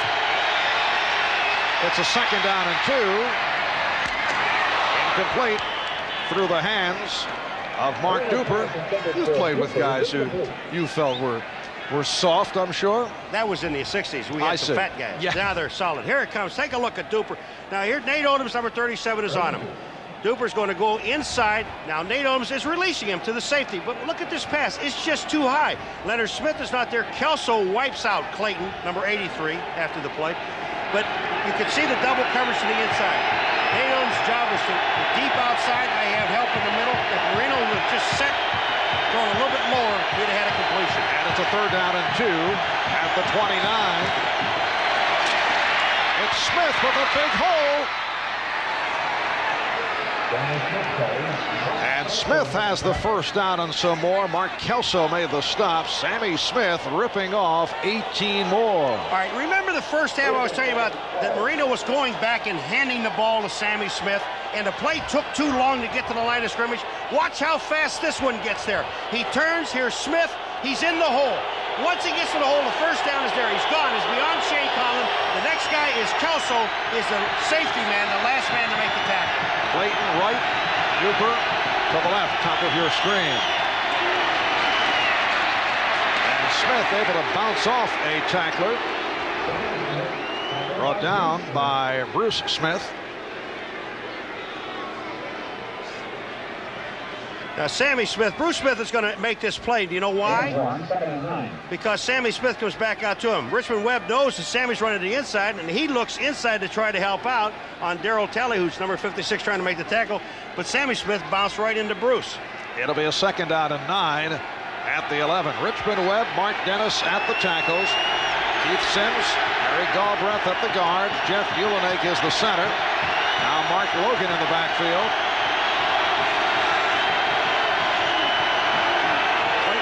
Motion.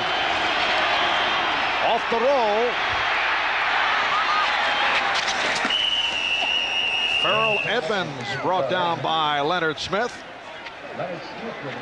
This was almost a tremendous play by Cornelius Bennett, number 97. Marino's going to fake here and then come out on the bootleg. He's got Sims, the only man out blocking, but look at 97. Cornelius Bennett is in his face. Number 58, Shane Collin, was also there. And Marino did a great job just getting the ball off to Farrell Edmonds, who makes a catch and holds on to the football. Now you're in a 3rd and 1 situation. You're down by 10. I don't think they want the 3. I think they want the 7. They reported now, here comes Foster, number 61 in the game, as a tight end. So it is a 3rd and 1 at the 3. Smith is stopped. He's short of the 1st down. Baldinger and Conlon combining to make the tackle. There's Gary Baldinger, a 4-year player out of Wake Forest, coming up with a key play. I don't like the call. First of all, it's a toss. A lot of things can happen on a toss, and now you're running wide. You're not effective unless you're going straight up the field. Watch, you've got Sammy Smith going to his right. Here's Baldinger and Shane Collin, 92 and 58. They make the play because the footing is not there. Now they're going to kick the field goal. I thought they might go for it, but they lost a yard on the play. Yes, a 4th down and 2. It's a 21-yard attempt for Stojanovic, who in the 1st quarter hit from 49.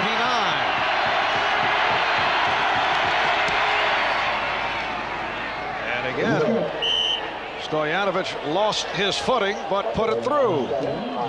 They call it a 22-yard field goal. We'll be back in a moment. A 22-yard field goal by Pete Stojanovic.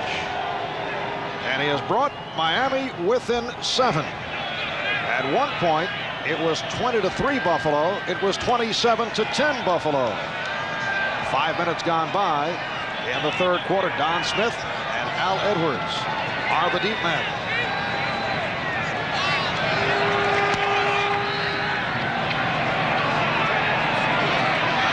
Smith across the 20.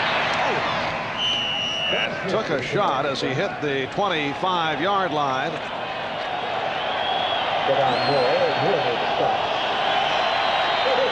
Stephon Moore made the tackle. And Jim Kelly and the Buffalo Bills go back to the offense. They're staying with their base defense, except for one change in the backfield. They have, instead of Lewis Oliver, they have Paul Langford, number 44, is playing safety. Paul Langford, a long-time starter, now being used as an extra defensive back. Good hole for Thomas. And it is recovered by Buffalo. They call it down by contact. Will Wolford was right on the football.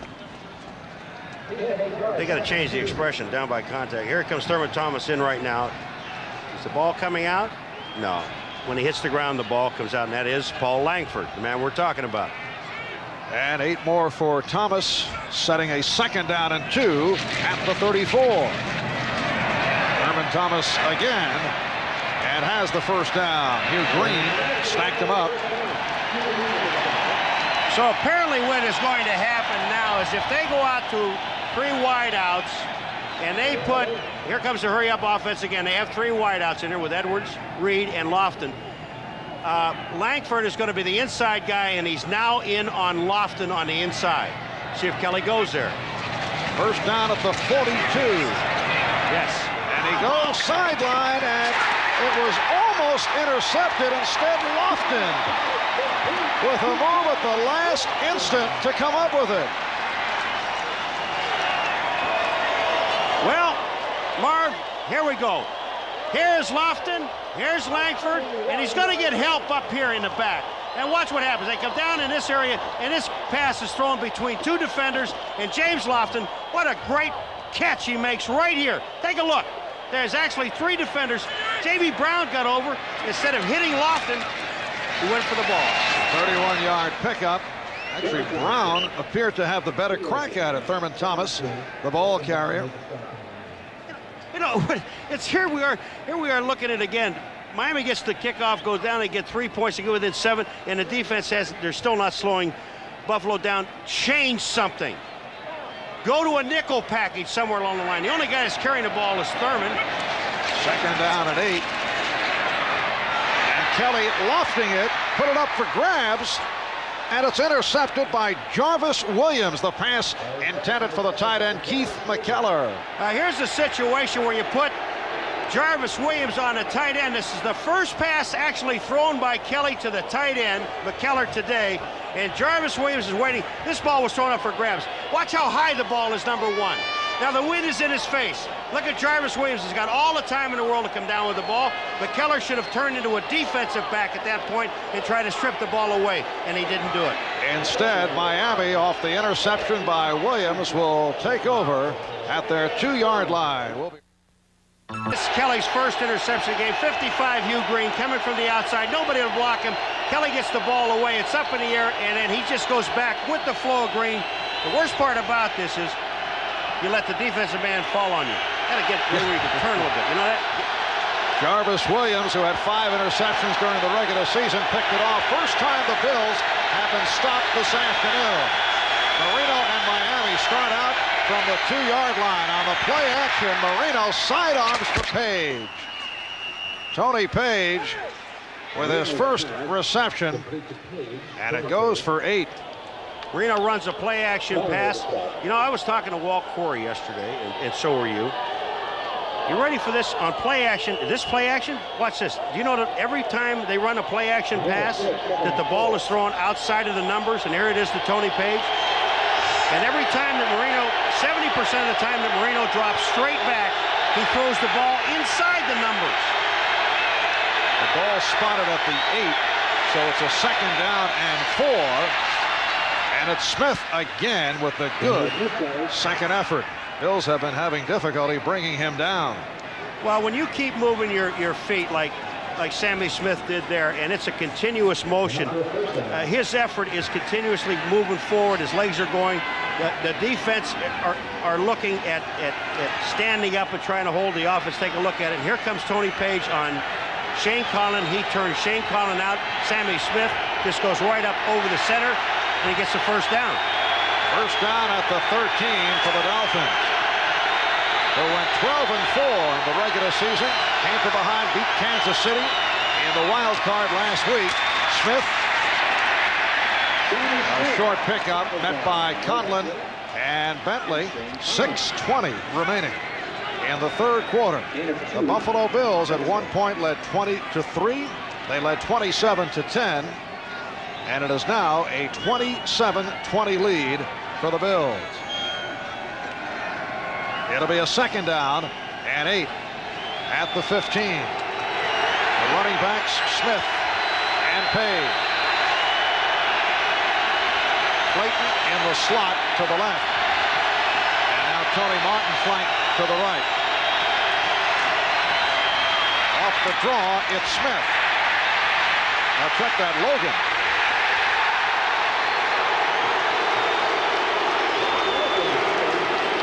Bruce Smith may not be getting to Marino. He forced him to dump the ball one time, but he's playing the run pretty well. Here comes Bruce Smith. Now Webb was on the outside. He thinks he has the block. What's Smith? He goes back to the inside. He's down. Watch who makes the tackle. Here comes Bruce back. Logan, you're down. It is a loss on the play. 3rd down, 11. Back at the 12.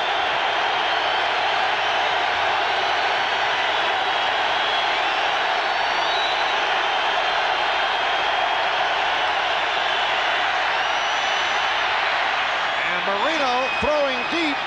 It is intercepted by Mark Kelso.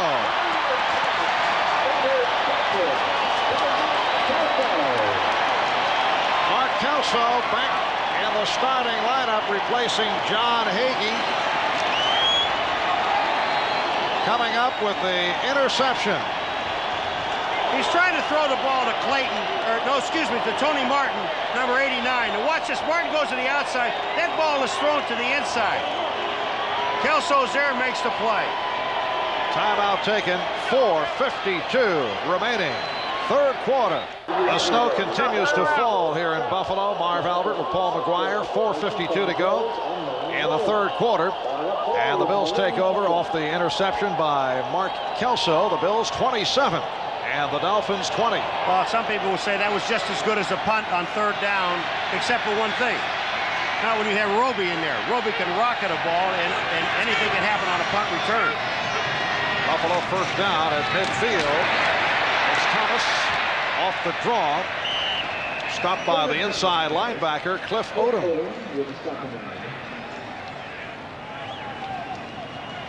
Now they're going to the hurry up again, and here's the situation now we're going to see. You've got Reed and Lofton on the same side. They're on the top side.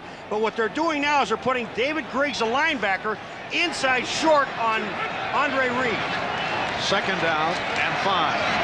McKellar has the first down.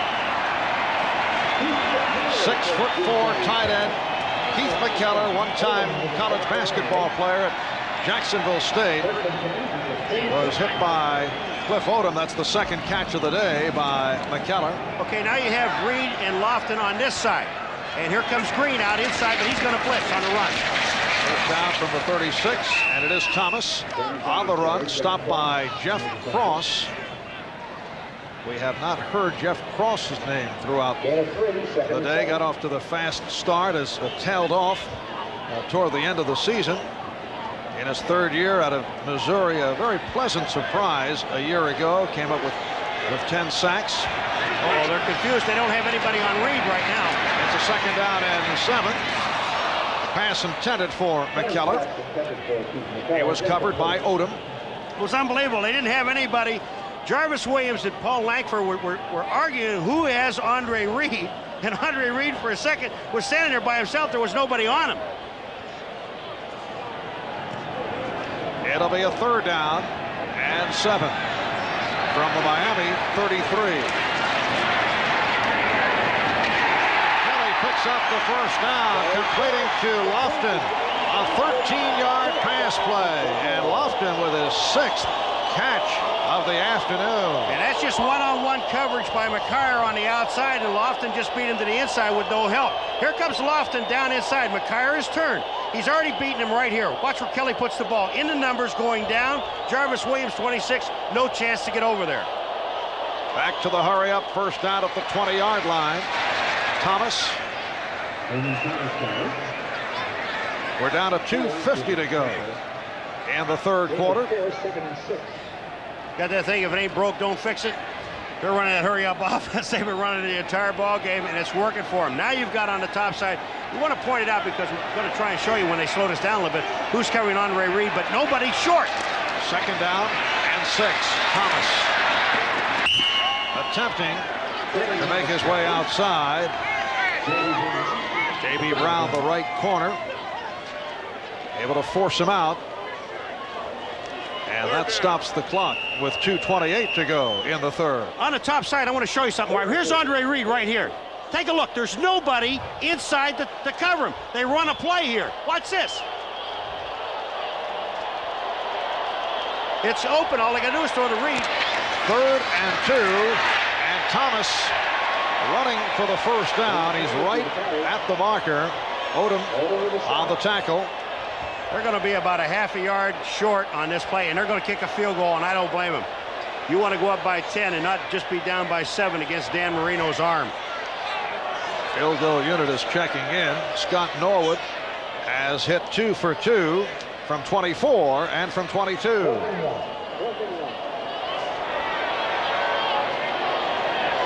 It is a 4th down and 1. Can you see? Some trickery here? No, I don't see trickery here. I honestly see him kicking it because Norwood is very effective here. This is his field. He's kicked all week long, all winter long here. And to go up 10, you don't want to be down by 7 against Miami with Marino. It's a 28-yard attempt. Wright will put it down. And Norwood with plenty of room, able to drill it through. He is 3 for 3. The Bills expand to a 10-point lead. Back to Buffalo, minute 38 to go in the third quarter. NBC News is standing by to bring you up to date on the congressional debate regarding the vote being taken to authorize President Bush to wage war in the Persian Gulf. Garrett Utley will have a report as soon as something breaks. Mark Logan on the kickoff return. So we will switch back to NBC News as soon as developments warrant a report from Garrett Utley. Excellent kickoff return by Logan for 43 yards, and Miami will start out from the Buffalo 44. See, you know it. Here comes Logan, and Norwood is the guy that makes the play. But what happens on a kickoff? First of all, the kick is short, and the guy's going down because there's no footing. They're being very careful. All you have to do is move him, and you get Logan got a crack and got to the outside. Cooper left, Clayton right. Again, the play action. And Clayton with the reception and did well to hang on to the football. And that goes for 24. Bentley and Smith combined to make the stop. All right, Kirby Jackson, here he is on Clayton. Watch where this ball's thrown. I keep saying that, but when they hit him in the numbers, you must catch it. Now there's Ray Bentley. He's knocked down. Watch what Bentley does. Back up on his feet or on his knees and makes the stop because Clayton was on his way to the end zone. Super play by the linebacker. Second catch of the day for Clayton, who is now flanked to the left. First down at the 20 in Buffalo territory. Smith with a big hole. Sammy Smith stopped by the strong safety, Leonard Smith. You know, you don't know the importance of Tony Page. He caught a pass coming out of the end zone. Tony Page is an excellent blocker. Here he is again. Watch this. Page in the hole. Bam! You got the linebacker on the ground. That enables Smith to pick up 7. Second down and 3. Smith again with the hole has the first down and some additional yardage. You know what makes the play again? Easy, huh? Tony Page. I mean, here he goes. All you do is follow him, Sammy. It's nothing monumental. Watch 49. He's going in on 50. Bentley. Bam! Bentley is turned. Farrell Edmonds turns out, and there is the hole. Another 10-yard pickup. The good block by Page. That's the end of 3. We'll be back after this from your local station. It is a first and goal down at the 2 as we get underway in the fourth quarter. And that is a key man. Tony Page, John Sandusky, assistant head coach, offensive line coach, telling us that he is a thud blocker, not a finesse man. Tony Page with the block. And then went out for the pass. Not able to hang on. Leonard Smith on the coverage. Marino almost held on to the ball too long because Darryl Talley was right on his backside. He never could see him coming. And watch Marino. He's rolling to his right. He's looking at Page. Here comes 56 Talley. Watch this. Almost there. And again, the offensive lineman Roy Foster reports in as the extra tight end. It's second and goal at the 2. You are well aware of the fourth quarter exploits of Dan Marino, certainly the Kansas City Chiefs on. As we look back to a week ago, it's Smith with a surge, and he stopped. Leon Shields made the stop. See, I don't understand the first call, the pass. They tried it once before when they were down there on first down. It didn't work.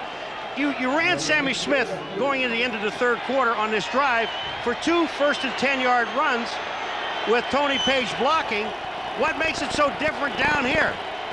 The defense, they don't have the footing. Just send those 2 guys up in in their face again. Now you're facing a 3rd down and 2. I would not be surprised to see some type of play action and throw to Foster. Again, I saw him yesterday do this in the bubble.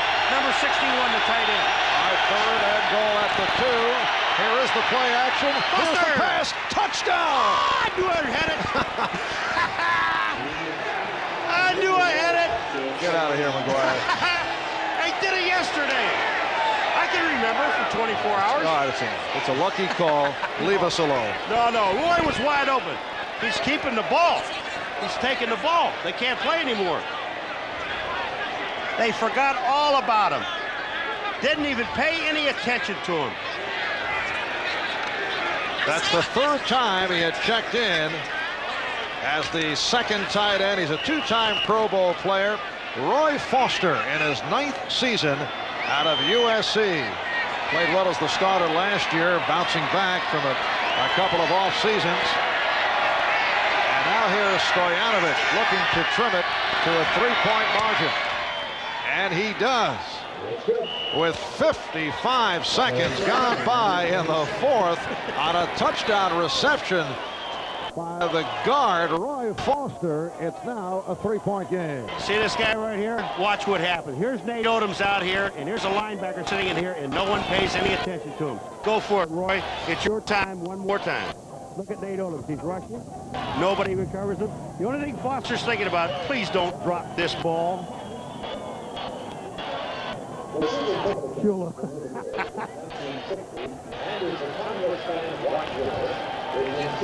And we're checking to see if that is his first ever touchdown. Right now, let's go to NBC News for this update. We'll join with Garrick Utley. Thank you, Garrick.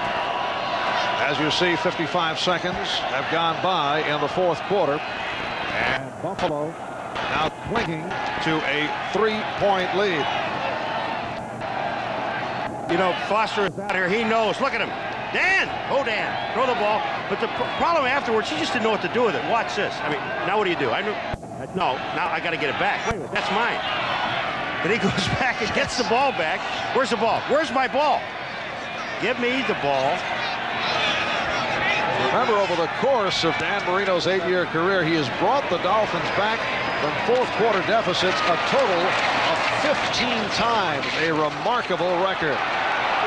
The up man, Butch Roll, able to hold on. 37-yard line. Mark Logan made the stop. Crowd looking to urge the Buffalo offense on. They will start out from the 36. You know the amazing part of this game, we're in the 4th quarter with about 14 minutes left to go. The Bills have not punted. The Dolphins have only punted twice.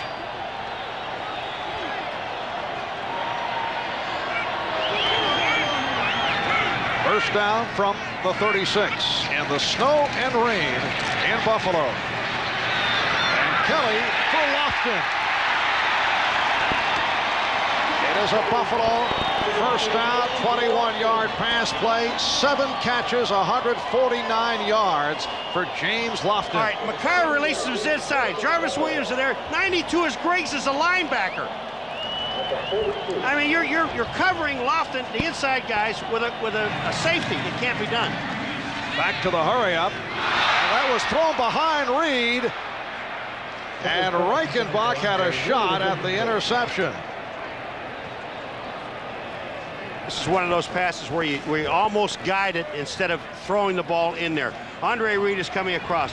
Reichenbach's job is to get a piece of him. Andre runs into the official. Look at Reichenbach right off the tips of his fingers. And this pass was, instead of throwing it right at Reed, try to guide it a little bit. Second down and 10 for the 4th time today. Kelly on the run. And he is hit out of bounds short of the first down. Crowd reacting to that hit by Hugh Green. See, you know, Jim, I really do. I admire your guts, man. But, you know, this is a game where you get down right here. You see Hugh Green there. You're not going to outrun Hugh Green. And all you do is take a shot right here. Get down. Once you get down, Green's going to leave you alone. Paul, our staff checked out the scoring prowess of Roy Foster. And that catch turned out to be his first career reception. Well, now we know why he didn't know what to do with it. Yes. And it is incomplete. Intended for Reed, who was covered by Langford. Reed was not covered by anybody. I'm sorry, we're still back in that same situation. Here comes Andre Reed. If he doesn't fall down, it's a completion. Look, there's nobody near him. I'm sorry. Langford finally comes in. But I understand the field conditions are bad, and you cannot let him get the deep when they're going for it on 4th down. It is a 4th and about 2 out of the Miami 34. And McKellar on the pickup of the 1st down. In all fairness to all the defensive backs, but this started early in the game. Just take a look at it. What Kelly is trying to do is get the guy that's one-on-one coverage. You're going to see McKellar right there. He has got one-on-one coverage with Odom. Odom can't stay with him. It is slippery. The defensive backs are having a terrible time. The offensive receivers know exactly where they're going. Kelly completing. Al Edwards stopped by J.B. Brown. Picked up 9 on the play. So all Kelly is doing, Marv, is just stepping back, and he's sitting there. Now, he's got plenty of time because the offensive line is doing the job. The defensive line cannot get any traction. But the worst part about it now is the defensive secondary. If they try to make a quick cut, they're going down. They call it a 1st down from the 17. Incomplete, intended for Thurman Thomas. Mike Reichenbach on the coverage. Reichenbach replacing the injured John Offerdahl sideline with that arch problem. Jim Kelly with the bad knee, 17 for 27, and has also run impressively. Yes, he has. 2nd and 10. There's Thomas dancing, which is not an easy task with the problem with the footing. Jarvis Williams, the strong safety, made the stop. And I'm the guy that said I didn't agree with him starting Kelly. He's only thrown for 300 yards and probably run for another 100. I went along with your logic, though. I like my logic. Great observation on my part.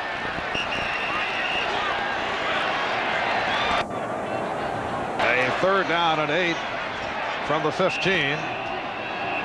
And with Kelly going over the 300 mark, that is the first time that anyone has thrown for over 300 yards this season against Miami. Here's the 3rd and 8. McKellar. And we'll have to see where they spot it. Odom made the tackle. I don't think he has the 1st down because, here's a situation where replay should come into effect. What I'm saying is, because of the snow and the way the guys are sliding, you've got to take a look at where these guys are when they come down. This game is so crucial because you shouldn't. And they're going to say, hey, wait a minute, it doesn't belong there. Maybe it does. Maybe you should take an adjustment on a field like this and say, hey, wait a minute, he's down here, he slid. Didn't make any difference anyway. It's a holding penalty on McKyer.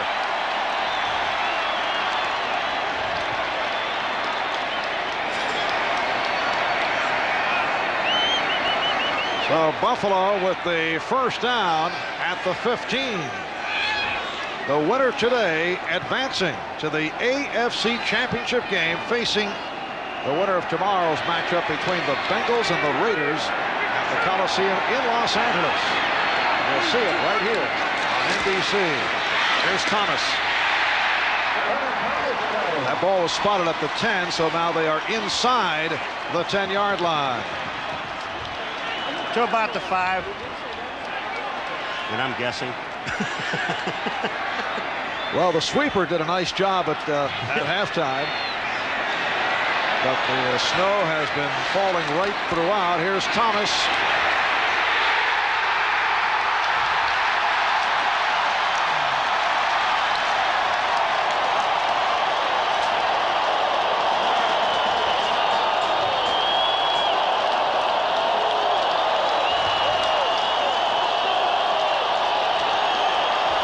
Thomas running it in from 6 yards away. And Buffalo leads 36-27.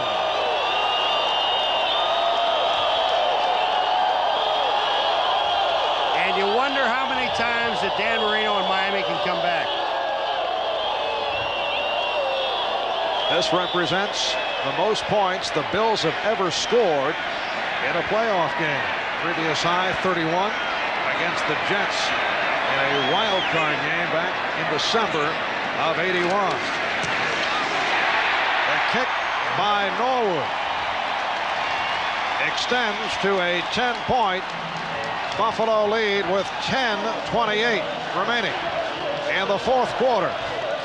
Thurman Thomas slithering his way through. In the cold of Buffalo, along with Paul McGuire, I'm Marv Albert. The snow continues to fall. We have 10:28 remaining in the fourth quarter, and the Bills now lead the Dolphins 37-27. And they're working on Thurman Thomas over at the Buffalo sideline. Thurman came off and seemed to be all right, and he sat down, and then he started screaming for the trainer to get over there. But I remember the last time we did it again, they had him on the sideline to work on his hamstrings. His hamstrings have a tendency to tighten up on him. That was 3 weeks ago when he ran for 154 yards against Miami. Another solid day for Thomas under difficult conditions. 95 yards, 2 touchdowns. Sammy Smith has also run well today. Well, that's the key to this game, was to stop Thurman Thomas. He made a key 4th down reception, kept the drive alive into a touchdown. Again, Don Smith providing some help for Scott Norwood.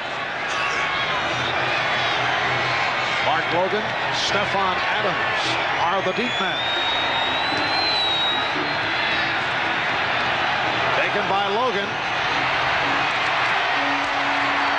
And he fumbled. And it's Norwood on the recovery.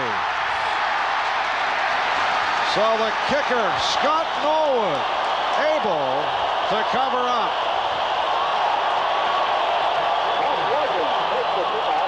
This could be the backbreaker.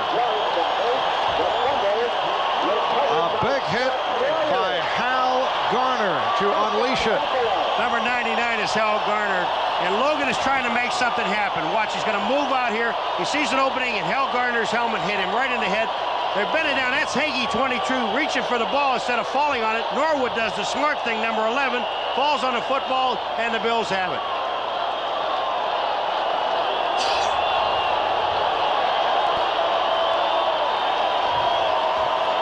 So Garner with that solid hit. It's a first down at the 29. Thurman Thomas right back to the action. And he is brought out of bounds by David Griggs. We're down to 10 minutes and 12 seconds remaining in the fourth quarter. The Buffalo Bills won the AFC East for the 3rd straight season. There's Al Garner, backup linebacker, 4th year out of Utah State. The man who applied the hit on Mark Logan. 2nd down and 7. Kelly completes for the touchdown.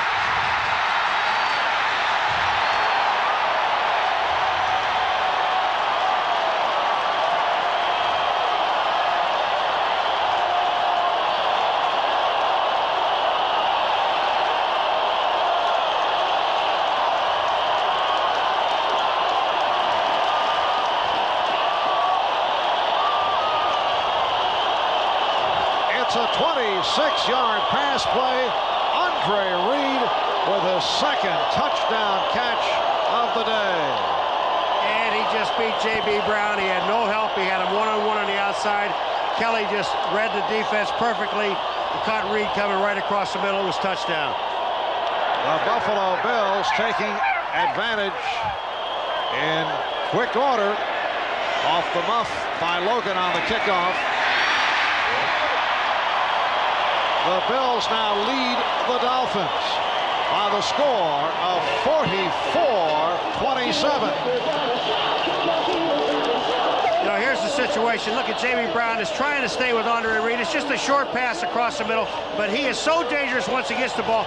There you see Jarvis Williams, number 26. And when you take a look at it, Jarvis Williams is so deep. Andre Reed said this is so easy. All right, here's the reason I want to show it to you. Look at this. Look where Jarvis Williams is. Here's Brown, here's Reed. Reed comes down across. Jarvis Williams cannot even make the play. Jarvis is backing up towards the end zone. Can't stop anybody back there. He can't even get to Reed. It's over. Andre Reed, the Bills' leading receiver. And Jim Kelly enjoying the moment. 4 catches, 122 yards, and 2 touchdowns for Reed.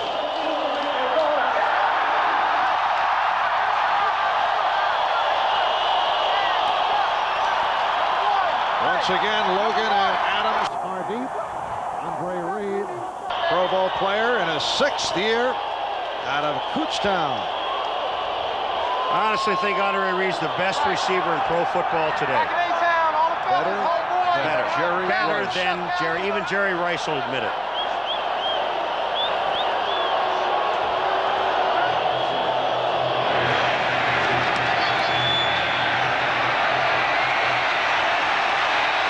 Mark Logan again.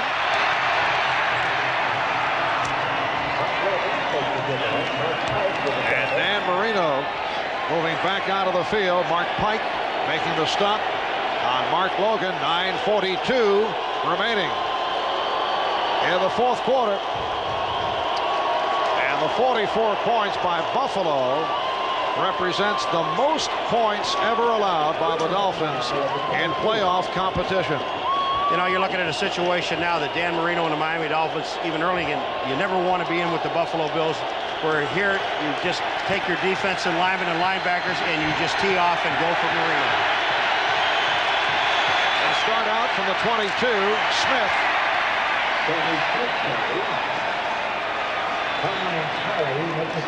Talley and Conlon combining on the tackle.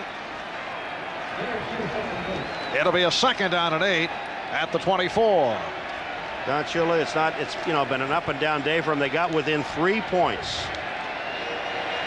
Then the walls came down. Remember, Buffalo has not punted the football. There's no reason for Miami to be in this ballgame because they have not slowed the deep offense down one bit. They're going to try to step up and completes for the 1st down. Mark Clayton on a 22-yard pass play. That is his 3rd catch of the day. We're just under 9 minutes to go in this 4th quarter. Again, when you see Clayton, look at how much room they're giving him on the outside. That's Kirby Jackson. All right, you got it. You can have it. You want to catch a short pass? Go ahead. We'll let you have it. Ray Bentley, the linebacker, number 50, is back there. But they're going to give him all that stuff. 1st down from the 45. Marino took a look at Clayton and changed his mind over the middle to the tight end, Farrell Edmonds. Bentley and Smith combined on the stop. Kind of a nifty spin move when you consider the footing out there. All right, here goes Marino, not only with the hurry up, but also I would imagine with the silent count here. There goes the leg. When he moves the leg, then the center can do it whenever he wants. It's a 2nd down and 2. Incomplete. Pass intended for Mark Duper. It sets it to a 3rd down and 2. The ball at the Miami 46. What Marino has to do is, if he's passing the ball now in this situation, I know you'd like to get a long ball down the field and score a touchdown. But take a look at number 33 coming out of the backfield, Sammy Smith. Nobody's covering him. The last 2 plays, Sammy Smith has been wide open. What you need now is 3rd and short. You need a 1st down. Don't be afraid to go to Sammy Smith with it.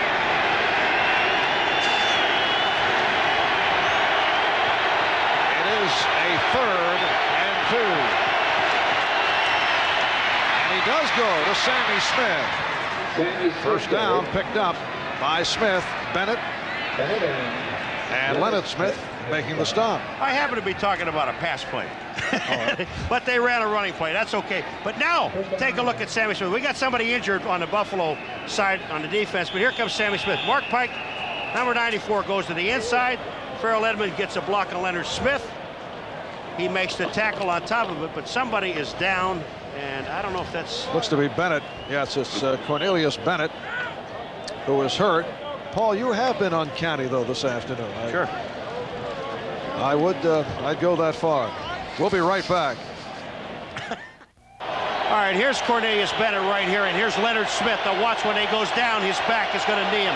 His own man knees him right there in the back. But Cornelius Bennett is up, he's on the sidelines, and he's fine. And it's a 1st down from the Buffalo 34. Marino almost picked off. James Williams had it and dropped it. The pass intended for Mark Duper. This ball just gets away from Dan Marino. I mean, there's no other excuse for it. And when the receiver Duper goes down, Marino, instead of, I would hope he was trying to throw the ball away, and I think it gets out of his hands. Here comes Duper trying to make it think. He comes back, he slips, and here's the ball is just overthrown. I got to believe that got out of the hand of Marino. James Williams almost came up with the interception. Williams, Buffalo's #1 draft pick out of Fresno State. 2nd and 10 at the 34. Bills 44, Dolphins 27. Now Marino unloading, overthrows, and it is incomplete. Kelso and Williams vying for the interception. The pass intended for Duper. You know, they're talking to each other. Kelso's saying, and Nato said, that's okay. Kelso's doing his job. He's going for the interception along with Williams. He's not sure who's back there. Williams has the interception. This ball is his all the way, and Kelso knocks it out of his hands. Here it comes. Look at Williams is there, but Kelso, look at him. He's looking at the ball. He doesn't care about Williams. He wants to make the interception. Good play by the defense, both of them. Mark Kelso making it back from the fractured ankle injury. And back in the starting lineup today. 3rd down and 10 from the 34. Marino stepping up, incomplete.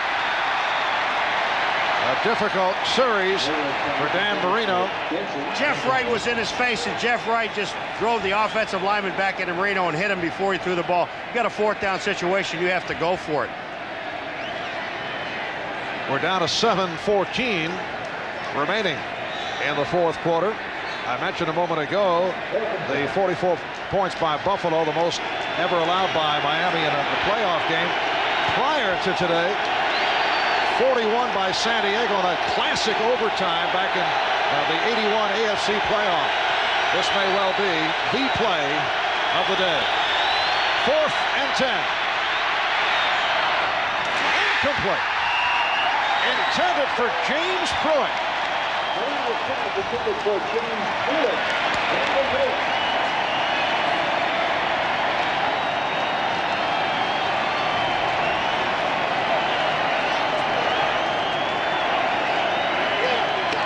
Marino is a little bit upset. I mean, there's some other things. There's 2 other passes he kind of threw away, but on that play there, Pruitt was open. He hit Pruitt in the hands. It's the only time today he's throwing the ball to Pruitt, and he dropped it. Pruitt had come along during the course of the season. In the past, he had problems with drop passes, but he turned it around this year, and as you say, that's the first time that he's looked for him. Here he is. He steps up, and look at the ball is on target. Here it is. Pruitt, you've got to make this catch. So Buffalo takes over at their 35. Thomas with the change of direction. I was going to say, this may be the first time in this game we see the Buffalo Bills punt, but the way they're moving the ball on offense, I doubt it. Thurman Thomas, 28 carries, 101 yards. 2nd down and 8 at the 37. These 2 clubs have combined for 71 points, most points ever in a postseason game. 79. That was that overtime between San Diego and Miami back in '81. And Thurman Thomas with the short advance, stopped by Hugh Green. For those who may be wondering, Paul, I know this was on your mind, most points ever scored by one team in a playoff game in postseason in the NFL. 73. Chicago Bears 73-0 back in 1940. You recall that contest? Yes, I do. Very well. I was there. Thurman Thomas is headed off, limping off. You know, when we saw him the last time on the bench they were working on him, the Bills were only up by 10 points in Thurman State in the ball game. Now they're up by 17 with the ball back. The clock is running. Thurman has no business being in the ball game unless he wants to be. This is it for him for the day. Again, it looks like back problem. Here comes Thurman. He's going to try to cut back. Hugh Green coming down the line of scrimmage, hits him, and his knee is twisted there. Hugh Green still has it. Here it comes again. Watch the knee. Again, his own man fell on him.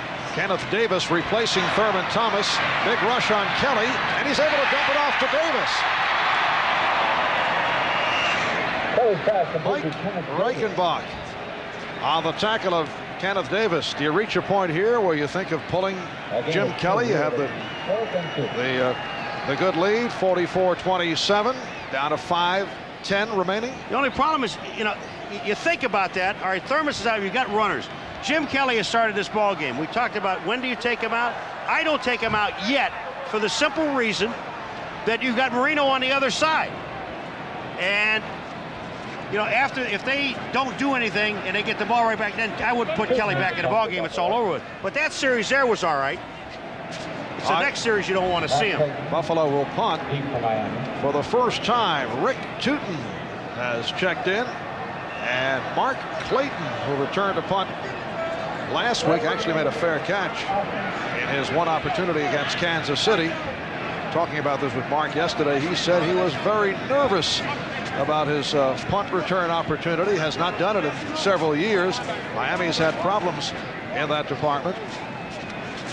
Early in the year they were going with Tony Martin, but he coughed it up a couple of times. So here is Clayton awaiting the punt from Rick Booten Tootin. Booten Tootin. Yeah. He's got to be careful of his footing. Oh, great kick. Clayton had to go back for it. Penalty flag is down. Carlton Bailey on the tackle of Mark Clayton. A 48-yard punt by Tootin. There's also going to be a clip downfield.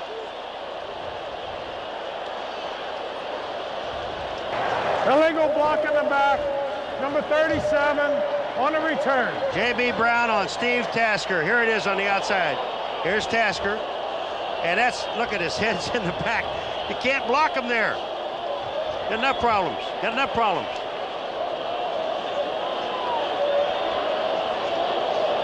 J.B. Brown, the right corner for Miami last year, a 12th round draft pick surprise. He's the first Dolphin player to earn a starting shot after joining the league as a last round draft pick. Down to 4:28 remaining in the fourth quarter, and a timeout call. Come on, you guys. Paul, did we say this was a balmy day? I believe Bob Costas used the word tropical day in Buffalo. It is for Buffalo. It's beautiful. Bit on the chilly side, I would have to say. As Marino unleashes. Mark Clayton stopped short of the first down. Darryl Talley and Leon Seals make the tackle. Clock is running. We're coming up on 4 minutes remaining in the fourth quarter. The Bills 44 and the Dolphins 27. They're going to measure here, I think. Now they say it's first down. No, it's second down. Second about one.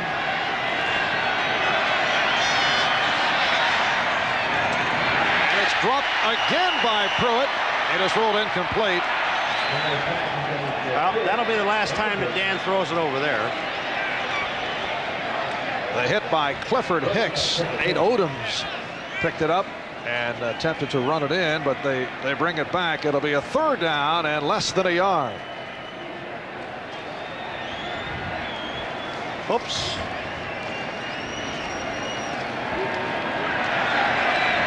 There they are. They were here last time we were here, Marv, and several of them were stolen. Little extra security here today. They used to have 15 of them. They only have 9 now. Third down play, and again incomplete. Intended for Clayton, covered by Kirby Jackson.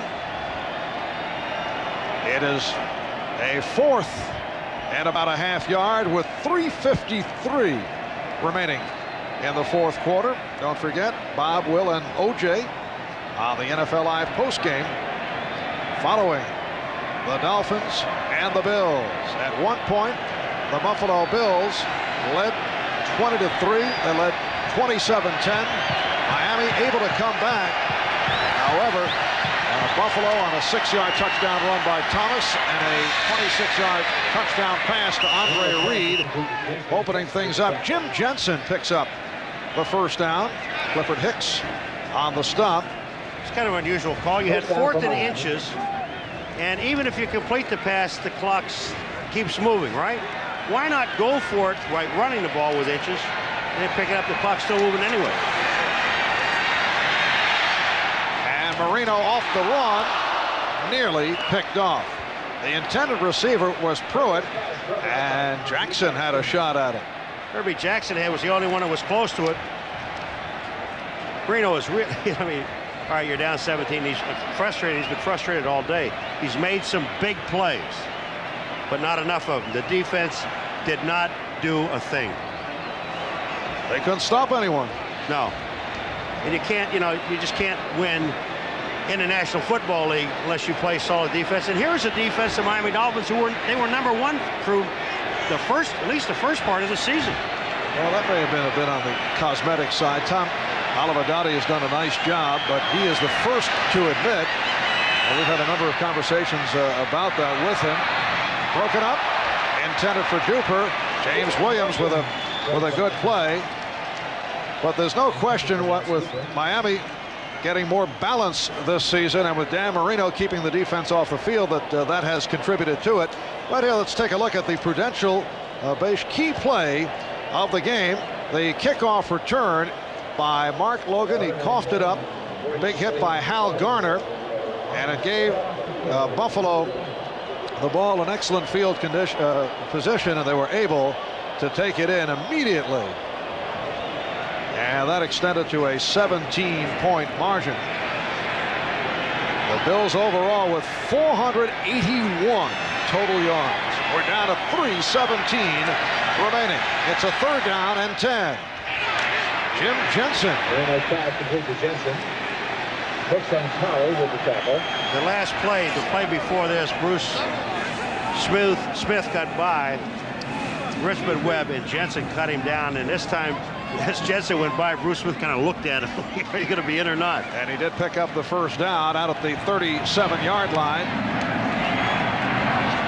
Again, it's Jensen playing catch now with Marino. And he's run out by Leonard Smith. Well, it is a 17-point lead, so let me explain just one thing in the second half. In the first half, inside 2 minutes, if the guy goes out of bounds, the clock stops and stays stopped until it's snapped again.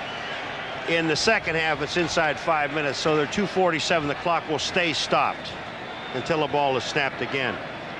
Whoops! Hello. The additional security, obviously, intoxicated fans will not be let near. No, horses don't get big dog bites. And they are K9 dogs patrolling the edges of the playing field. Tony Martin on the catch, and he was stopped by Clifford Hicks. Another Miami first down. The clock is running. We're down to 2.5 remaining. The local sheriff made the statement, the goalposts are not coming down today should Buffalo win. They are not coming down, he emphasized. Well, Miami could have used those 2 guys on defense today. You see that guy going, I mean, he's hungry. Timeout has been taken. Several officials have also, I don't know if they have pulled this off, Paul, but they considered a suggestion to grease the goalpost.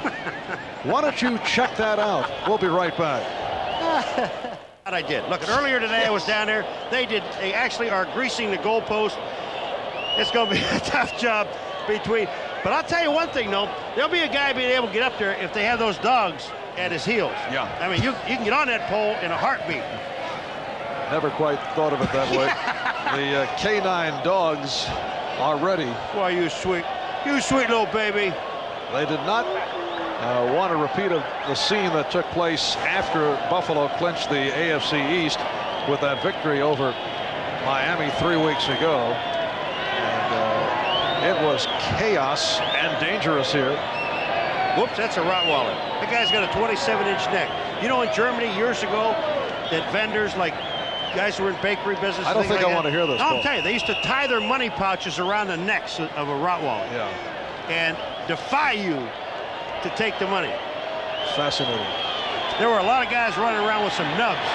Fingers, man. It is a first down at the 38 with 2:28 remaining in this fourth quarter, and Marino fires one.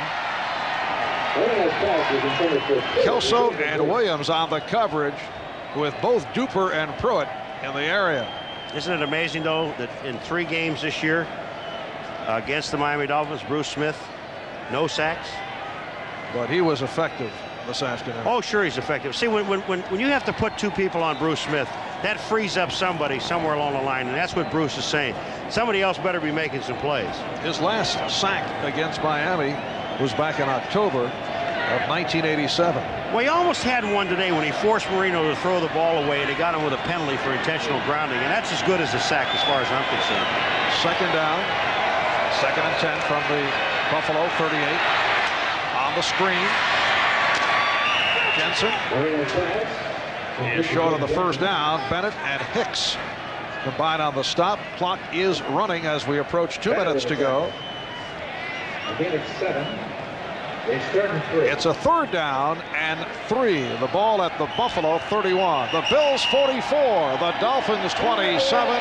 2 minutes to go in the 4th. We'll be right back. As Buffalo's backup center, Mitch Farad, has the Spuds McKenzie look. Says he wants to be a wrestler. His nickname is the Pitbull. Also says the NFL, Paul, is actually a stepping stone to what he really wants to do, and that is make it in the World Wrestling Federation. Give you an idea about this guy. In the press guide, his hobby is listed as house cleaning. I love him. It's a 3rd down and 3 from the 31. And Marino has the first down. Tony Martin on the reception. Down to 1:53 to go in this 4th quarter. The executive producer of NBC Sports is Terry O'Neill. The coordinating producer of NBC's football, John Ferratzis. Today's game produced by Glenn Adamo. Directed by John McDonough. Our videotape producer, Terry Ewert. Associate Director, Doug Grabert. Production associates, Jenny Hubert and Jerome Ingram. Technical Manager, Bill Paranello. Production Managers, Ken Goss, Tim DeKime, and Technical Director, Jimmy Johnson. Thanks to all the folks. Martin on the reception. Also, I'd like to thank our statistician, Mr. Stats, Elliot Kalb, along with our statistician consultant, Barry Hockhauser, Carrie Haller, Larry Pollock, also helping with the statistical duties, and our spotters, Michael Gluck and Steve Solomon. And thank you, Mark Albert, for a great year. I really enjoyed it. And most of us enjoyed working with you also, Paul. Well, it was tough carrying you all year, but I got through it. I'm happy that it's over. Uh-oh, not a fight now.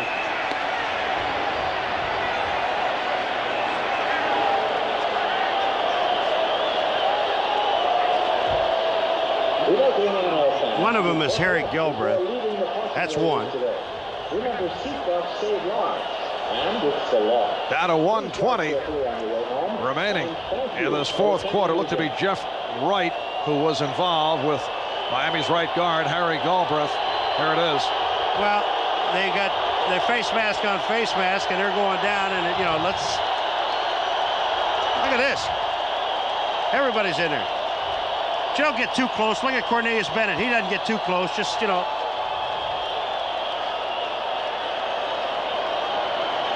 The final stats are going to certainly raise some eyebrows when people check it out around the country in tomorrow's newspapers. For example, and we're not finished yet, but Marino has thrown 48 passes, 22 for 48, 315 yards, 2 touchdowns, 2 interceptions. But Miami not able to stop the Buffalo Bills. Offense, both men are disqualified for punching. Both men gone. The ejection announced by Bob McElwee. There they are. Galbraith, Jeff Wright. Jeff Wright, Buffalo starting nose tackle, a man who took over for Fred Smerlas Good rookie year in '88. His play fell off last season. He's had a good one this year. And the starting right guard, Harry Galbraith, in his third year out of Tennessee, both depart. Jim Kelly playing well despite the knee injury, guiding the Bills to the victory and to advancement to face the winner of the Bengals and the Raiders in next week's AFC Championship game that will take place here in Buffalo.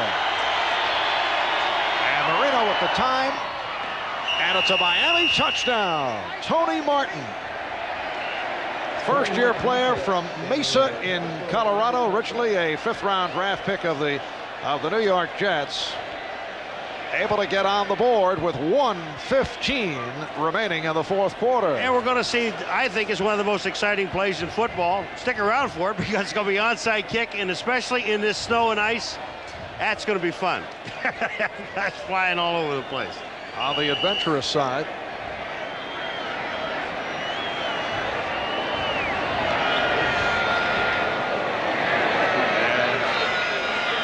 Tomorrow, Cincinnati and the LA Raiders starting at 3:30 Eastern Time right here on NBC. Raiders have won 5 straight. Cincinnati with a couple of injury problems. They have won 3 in a row. And Stoyanovich puts it through. There's Tony Martin, the man who caught the touchdown. And again, Marino on target. Here he comes down. They got Clayton going to the outside. Tony Martin coming under inside. The Bills are really not much of a concern there. That was Darryl Talley standing in the end zone as a linebacker playing deep safety. So the Bills now lead the Dolphins 44-34. This a throwback to the old AFL days with the point total 78 points in all. That is now 1 short of the NFL postseason record. We mentioned that 41-38 San Diego Miami overtime game back in '81.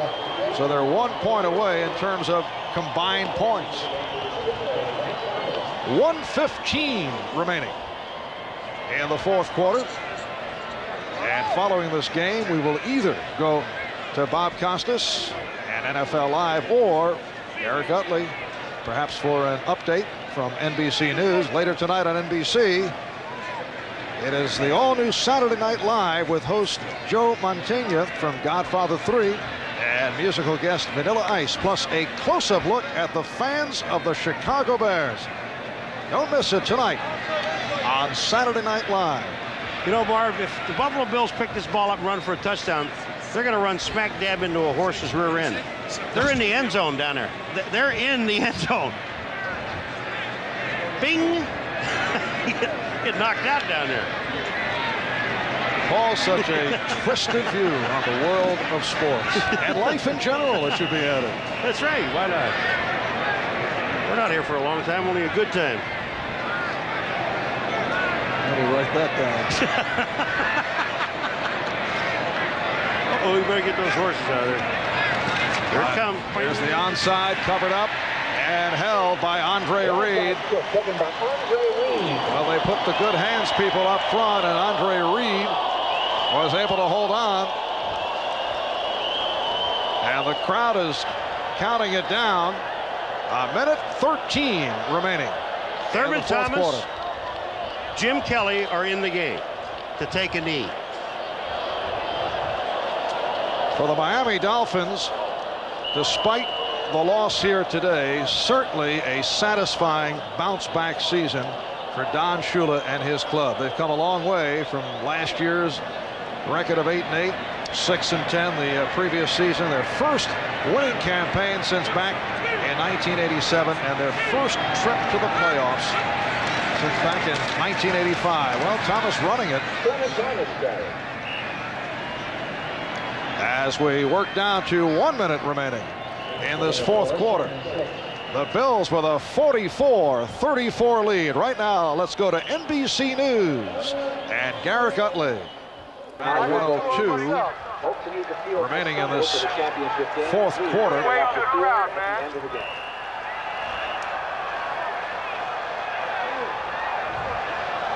It is a 2nd down and 6 at the 41.